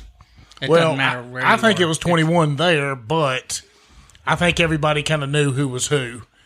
And they were like, "Oh, these guys are going to go overseas. We're not going to fuck around." I remember, we were going to I remember one night, Setliff. I'm going to say his name on here. We were at a bar, and we were all sitting around at the bowling alley having beers or something. I think it was me, him, Bateman, and Beryl or something like that. Now, we're all E4s, E4 Mafia, and Beryl's a lieutenant. He's an officer. And we were having a conversation, and drinking, and David just looks up at him as an E4, and Beryl kind of interrupts the conversation, and then Setliff interrupts him and says, "I can't wait till I'm an officer when I can interrupt people when they're trying to talk." You know what I mean? Just Didn't he just retire? I think he did. Yeah. And I'm sure Dick Dew and Himes aren't too far behind him, which is crazy. It means 20 years. That's 20 years it's been. I signed up in 01. I would be, and I was the fastest to reach sergeant out of all these, cocks. All of them that I signed up with. I made E5 first, and I really do not understand how, because it was a crazy turn of events. No, what are you kidding me? Are you kidding me? If you listen, I'm going to tell you, Simon's over here doing some motion with his jaw and his hand, and Bird can tell Just you right checking. now, that was not me. I was surprised when they called my name up to be an E5. I was like, what the flip? I mean, and literally probably 45 minutes to an hour or to a day right after I got my stripes, we got popped with a drug test, and I could have swore I failed that There one. goes that I could stripe. have swore I failed that one. Oh no. When you're an NCO and you fail a drug test, you're done. yeah. No. Ask me how I wasn't done. And I'll tell you why. I remember I was so pissed off after it happened. I was like, God bless it, I just got my E5. I mean, I know. I just know. I just got my E5. I was like, damn it. I went in there and I was so daggone pissed off. I pissed in a cup and just slapped it down on the table. And Bird was standing, he was standing there or whatever. And we go back and about, 7 or 8 hours go by and, we go into the barracks. This is during AT, so we're at Fort AP Hill. And you want to talk about misery. These are World War II barracks, no air conditioning. It just sucks. Middle of the summertime. We're all sitting around there in chairs with a fan blowing us, laughing, playing cards or whatever. And Bird comes in there and just chuckles. He's like, well, I know somebody in this room right now that's probably pretty happy. I was like, what the hell are you talking about? Well, you. I said, what? He said, well, that drug test you took earlier. I was like, I don't know why I would be happy about that. He said, well, I'm not mentioning names, but somebody was so fucking pissed off after they took it. They slammed the cup down on the table, spilt piss everywhere, and then forgot to sign their name to the sample as required. Not a valid sample. Yeah, it would appear not. Well, they got me the next month. Well, That's what they did, back to back, every month. It was just drug test. the guard was having a huge problem back then with drug use. Well, I can't imagine why. Everybody just got back from Iraq. Well, yeah, I forget how many people they put out down in Gate City, and over the course of it was under 2 years. I think it was over 70. And these are good soldiers, too. These are good soldiers. I got a hit on a drug test, and it was a dude had clearly been taking something. I'm not going to mention his name, but anyway, he was throwing wrenches at people from height. He had lost his mind. And I figured out, man, this is so uncharacteristic. There's no way. And he was becoming a danger to right. people offshore. So I had to do the paperwork and do the dirty. So anyway, he's back on my chopper, getting off at the same time. I was just like, oh shit, here we go. Fly into Port Fouchon, get taken from the chopper directly to the medical facility. I'm walking in, I'm just like, oh man, I've caught myself on my own drug test. You know what I mean? And I'm walking through there, and I just shaved my head, looking presentable, coming back on shore, buzz cut number 1. Anyway, I walk in there, I'm about to drop my pants and say, hey, give me the cup. Oh, no, sir. What do you mean? This isn't a piss test, this is a hair follicle test. I went, oh, shit. Those go back 90 days. Well, I was okay with that. And they catch I had no everything. hair. I had no hair on my head. He goes, "Take your shirt off, Mr. Winch." I said, "You got to be kidding me!" I said, "All right." Took my shirt off. He started shaving my chest. Just like, oh Lord. He goes, "That's not enough. Lift up your arms." I said, God damn! He starts shaving underneath my arms, both arms. I'm like, "Oh no, I know where this is going." You're starting to get me excited now. Yeah. Anyway, and he's laughing his arse off, and I'm just like, man, this is such a... the irony wasn't lost. I said, all right, where are we going now? He goes, oh, I think I've got enough. I said, well, you may think you've got enough, but now I'm going home having spent 6 weeks offshore, and I'm coming back to my wife, and I am completely hairless from the chest down. How do you think this is going to look? And he just looks at me and laughed his arse off. Just like, you arsehole. He started telling that story. You know where my mind went? I don't want to know. You remember the movie Out Cold? Yes. When they did that drug test, and he's like, go to the bathroom in the cup. Everybody's walking back, putting their cup of piss down. He goes back, he throws a fucking cup down, and there's a turd sticking out. Oh, no. I think, that's exactly the sort of... That was a great movie. That's probably one we watched over there 25 different times. And the main reason is because the guy who did that in the movie, his name was Pigpen in the movie, and that was one of his other nicknames over there. It was Special Ed and Pigpen. So, I kind of had the same. Well, the funny thing about those drug tests, when they test, they're testing for specific drugs. So you could get all coked up and do a drug test the next day. If they're not testing for coke, you're going to be fine. Well, that was actually, it's funny you should say that, because the guy got off and he goes, "Oh, he's completely clean." And I'm looking at the HR person, who I detest, by the way, HR people. I'm not my favourite fans. And I'm going, how on earth did he clear that? And it was a couple of months later. I'm still working with the same dude. And I'm like, man, this guy ain't right. He ain't right. He's coming up on deck, after shift, and he can't even speak a lick of English. Something is wrong. Proper English. Or proper English. And we figured out, over the course of like 6 months, he'd been huffing the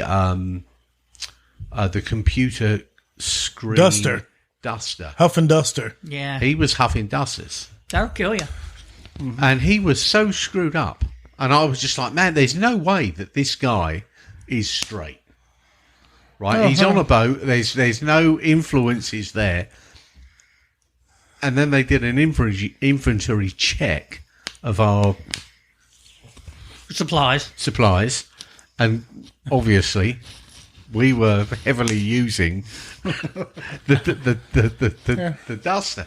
Yeah, the guy pissing the parking lot at the strip joint used to do duster too. So if that tells you anything, and but I mean, I was vindicated finally. I was just like, man, this guy is not right. He's a bloody danger to everyone. And they finally caught him. Huffing. Well, huffing. I remember.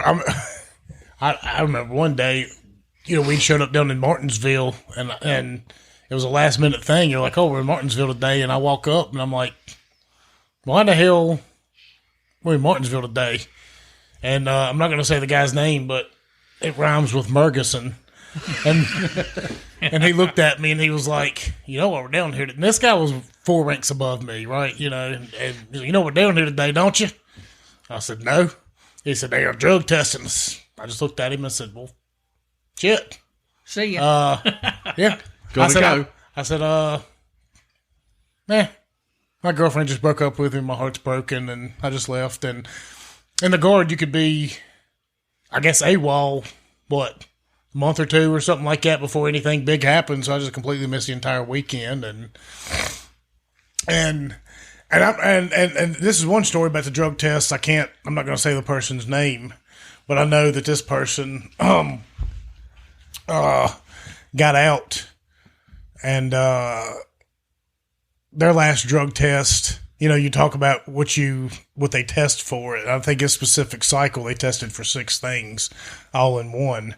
And and I think he failed 5 of them. No, there was I was telling you about that period down in Gate City when they were friggin' hammering off everybody with the drug test. There was one soldier that they knew. Just like your situation, they knew he was using. So the commander ordered him to take a drug test. This wasn't a state mandated. This was a command. You're going to take a drug test. Well, if he's got to take a drug test, somebody else has got to take a drug test with him, right? Yep. So there's this E7 walking down the hall.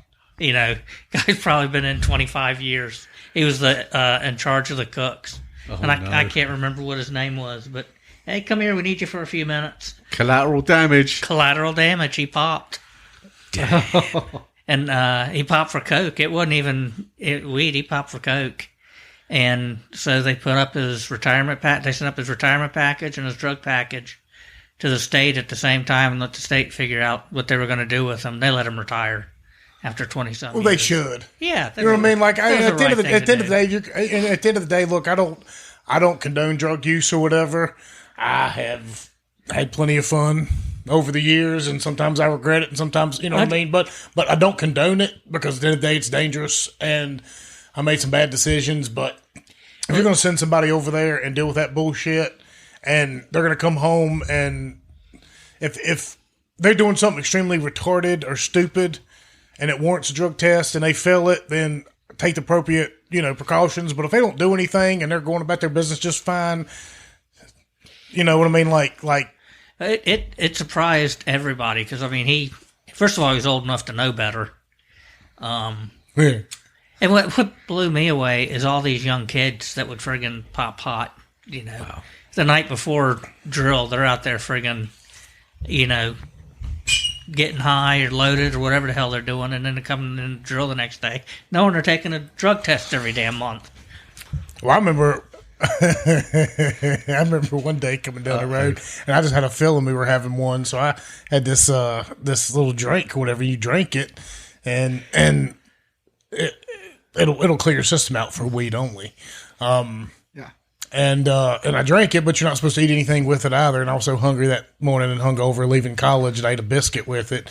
And I drank about a gallon of water and threw up in formation and all this kind of stuff. And I remember going back there when we had it, and somebody in this room, not to mention any names, was like, "Do you want me to go ahead and pee in a cup for you?" And I was like, "F it, I don't care anymore." I was at that point, and I was promoted not long after that too, and I went ahead and threw it in a cup, and I guess I was one of the ones that they didn't test, but after that, it's but I mean, like, and for me, and I'll say this, I wasn't a drug user. I wasn't somebody who just sat around and. I just happened to go out and party at concerts and stuff, and they fell on weekends that, unfortunately, were very close to drill time. And when you go to a dead concert... That's the only time there's a good concert in town is when there's fucking drill weekend. Exactly. Or the weekend before, and then I got to show... the only time. But, I mean, at the end of the day, like, look, if you're performing your duties, I don't really give a crap. I don't care if you're on meth. Well, meth maybe, because at that point in time, you stay awake for 9 days, and then on day 10, we're all screwed. But... the Germans were all on speed during World War II.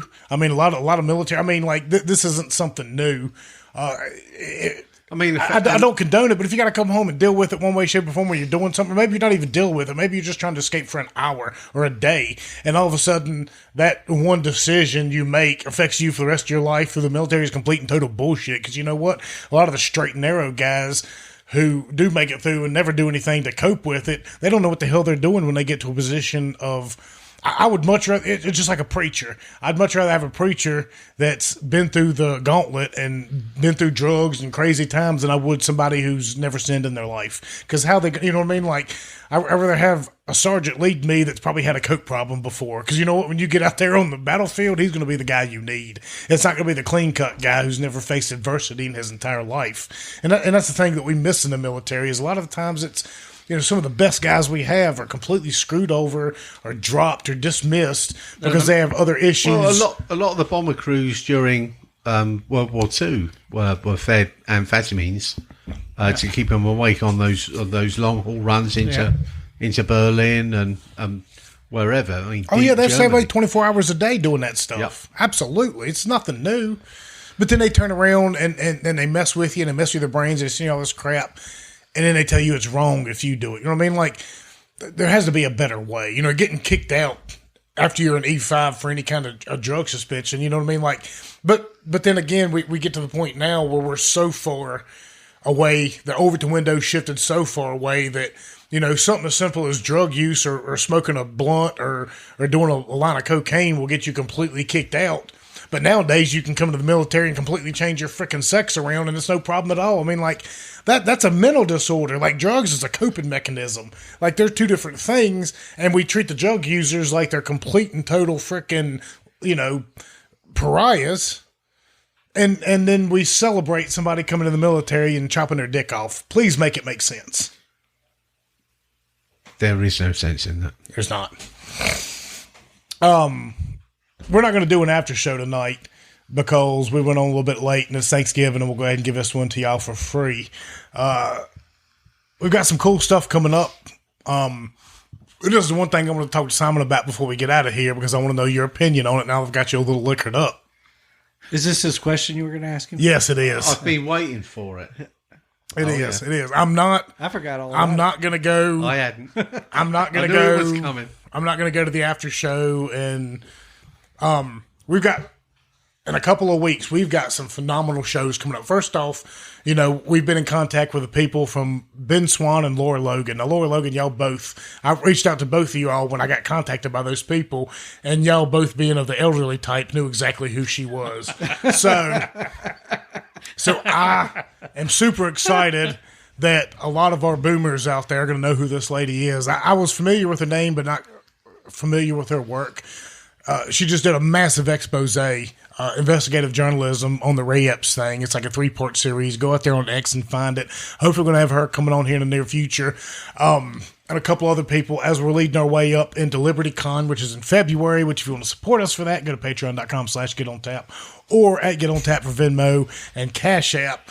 But before that event, our next month, we are slam packed with some great musical guests. So we were supposed to have one tonight with Kyle. He canceled, and I didn't want to bring on a crappy musician like Josh Grice to fill his spot. So we'll get that going here in the near future. But here, I think at the beginning of December, He's going to get me. The Saturday of December, I think we're going to 5 Points Music Sanctuary. We're going to be sitting down with Tyler, with one of his buddies. Is a massive production guy down there. And then after that, we're going to sit down with another show with Colby and Larry Kill. I'm hoping that's going to take place.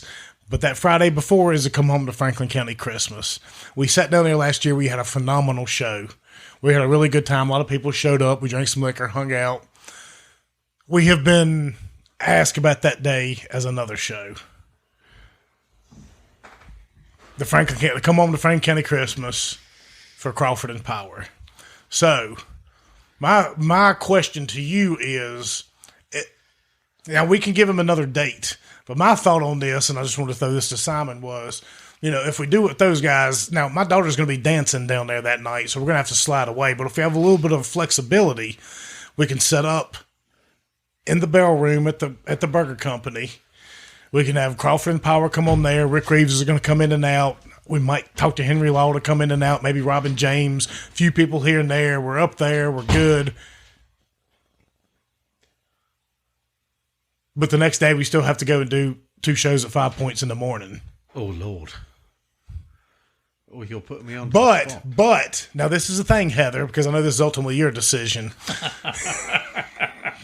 Smart move. No, I understand. Here's the thing, though. Yeah. We go do that on Friday night. We walk around to the downtown to Christmas. Y'all come out. We go watch Claire dance. We walk around a little bit. We do a show. We go see them dance. We come back, finish off the show. We're in the Bell Room. We have a good time. The next morning, we wake up. We drive over there. We do that thing. But we knock out pretty much all of our shows for December. We got the rest of the month to not have to worry about it. That sounds like a plan. Well, it sounds good to you. We both need to go speak to our wives about it. Yes, we do. And I need to speak to their people about it too, to see if they're willing to do something like that where we're a little flexible, where we can go up there and maybe record a little bit, bring some people around, stop, go mingle amongst the people. But good chance, hey, if we're going to do it there, come to the Burger Company, walk upstairs, say hi, meet Crawford and Power, an amazing band. I really want to take them. I want to talk to them and sit down about our trip. What date is that? That's Friday, December 1st. Let's Come Home to Franklin County Christmas. Okay. And then Saturday, December 2nd would be the shows over at 5 Points. And then, of course, Crawford and Power are coming to 5 Points Music Sanctuary December 23rd. We need to get us a table for that one. You, me, Amos do the same thing we did last year. I think that's my Christmas present to ourselves. There we go. So, yeah. I want to bring up, and you can say no. It's not going to hurt my feelings. I thought you were going to put me on the spot about something completely different. No, not at all. I was thinking, man, to come home to Christmas, we have an opportunity to sit down with them two, and everybody else in town is going to be there. So maybe we can encourage some of them to come up to the Bell Room, jump on the show in and out with them. But it's going to be a busy weekend because the next day we do have 5 points. Are you capable, Simon, of drinking quite a bit on a Friday night and waking up early on a Saturday and starting to drink again in the morning? I can't say I haven't done that before. But you're getting up there in age now. Well, don't be surprised. All right, so, ladies and gentlemen, you heard it here first. It's settled in stone right after we talk to our wives. We are... That was slick. We're going to try and set up for the come home to Frank. Now, we got to talk to Brian. We got to talk to those guys. We got to talk to our wives, set all this up. But if we can make it happen, and we'll promote it more, come by, hang out, stop by, walk upstairs, grab a drink. Maybe we'll get Trinity serving us. I know Rick Reeves is going to be a part of that evening as well. He wants to show up and hang out. So maybe Henry, maybe Robin James. We get a bunch of people up in there. Talk about our December trip. I really want to get some QR codes and stuff and take their music up there with us because Chip was talking about this. He said, you go up to DC, get some literature, get some cards, some things like this. You get some literature, put a QR code on there, say, hey, this is Appalachia. Go here for the show. Go here for some good Appalachian music. Go here for some good Appalachian food. Let's get these people down in here. I'm going to use Jake and them. I love to use 49 Winchester, Colby, some of these people. We'll talk about that at a later time. But as it stands right now, based on what our wives say, maybe we'll do a Crawford and Power show December 1st, come home to Christmas. At the Burger Company, the Barrel Room, we'll be out and about talking. We'll go back and forth. Y'all guys come to that, have a good time, hang out.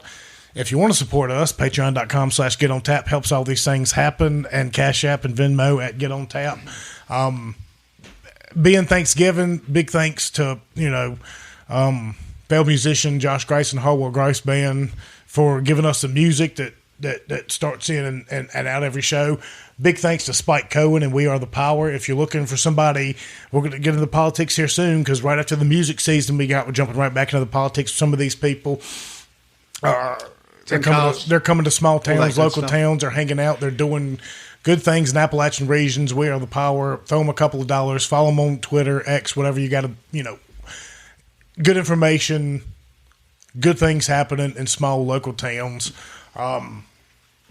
Bird, special ed. What did I miss? Well, you got to cover getting permission from your wives again first. That's first and foremost the key to everything. Key to everything. Yes. Absolutely. Thank you. Nothing happens without that. Well. Uh-oh. Well, I know that's how it used to be with Bird and the Sergeant Major and still listen. And by the way, thank your wife for letting you come down here this evening and join the show because, like I said, we've had a great time with it. I love sitting down with you guys because it gives me an excuse to hang out here, drink a beer, tell old stories, and we put them on record so our kids and grandkids and great-grandkids can listen to them someday and wonder what in the hell was wrong with them. So thank y'all so much. I think we do another one here soon. We need to mix it up a little bit. We need to get some new blood in here to remind us some of the stories we'd forgotten, like Glove Nuts. When he gets in here, we need to get Siggy on here. If y'all can make it February 2nd through 4th in D.C. We'll be up there for LibertyCon. If either one of y'all, I know you got family, friends up there. If you want to come up, hang out. We're going to try and talk Siggy and Pooh, since they live in that neck of the woods, to come over and hang out, maybe jump on the show for a minute. But we're going to have a lot of other big guests up there that weekend, too. Massively big guests. So I want to intermingle them all with you all, with us, and show them why the Appalachian region is a kick-ass place to be. Yeah, but I don't want them in Appalachia. I want them to come down here. I want them to visit. Temporarily. I want them to visit. I want them to spend money, have a good time, hang out with us, help our show gain momentum, and then leave. And then maybe we go hang out with them in the cities. Yeah, now you're talking. Yeah, exactly. Go. So, not you. For Emmett Bird, special ed. It's all good, Billy. You didn't trap me with some sneaky little question. I didn't want it to be sneaky. I know time is of the essence, and I know both of us are in predicaments with our old ladies thinking that this is just an excuse to get out here and drink beer. But you know what? The Marine Corps was started in Tunn's Tavern by drinking beer one day, so who knows? Absolutely. That's what you tell Heather. You walk in there and you say, woman, and you point, and you say that to you. You point her straight and you say, woman, we're making history here, and we're going to be That's another fraction. We're gonna be we're gonna be at the Barrel Room of the Burger House that Friday. We're gonna be doing a show, and you're gonna like it. Well, I used to have a friend that would talk to his wife exactly like that, Billy, in the back room of a bar that frequent in Florida, and he would talk to her exactly because there's only one phone in the room, right? Because before cell phones, he would talk to her exactly like that the minute she hung up the phone.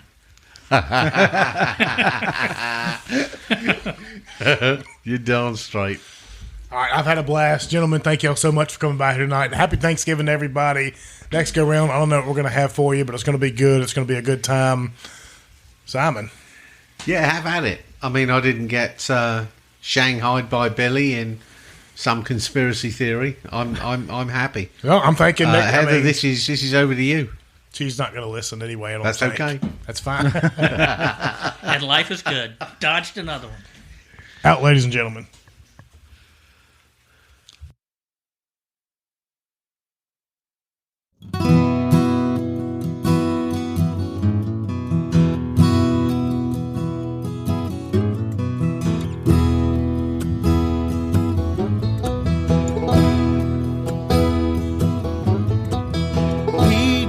Signal while changing lanes. They pulled him over, found her cocaine. She said, I love you. Yes, I love you forevermore.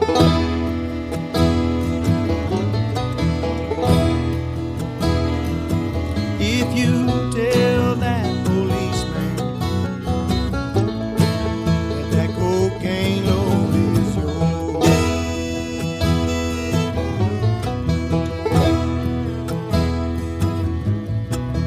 He spent time locked up.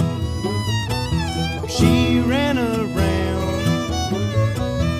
Everyone knew it. Small country town. While he lay rotten, Lord, she was blowing on his door.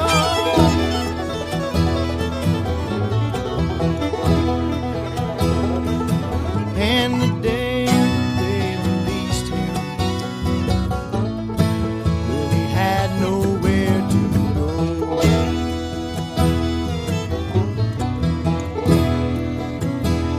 Lord, and it's ashes to ashes, and you know it's dust to dust.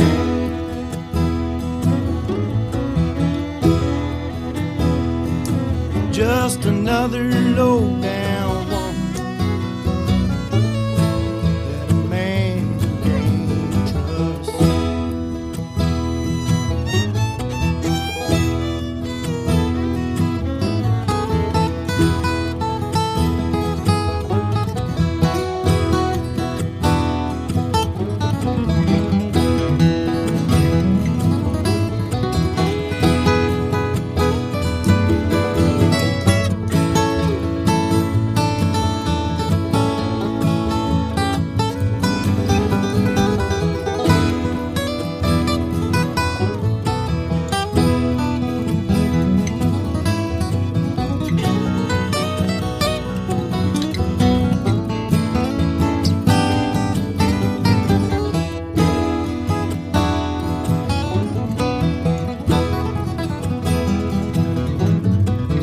Day they released him, no one was there.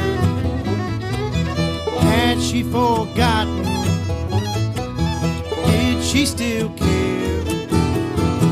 He called up her mama, Lord, and these words he heard her cry.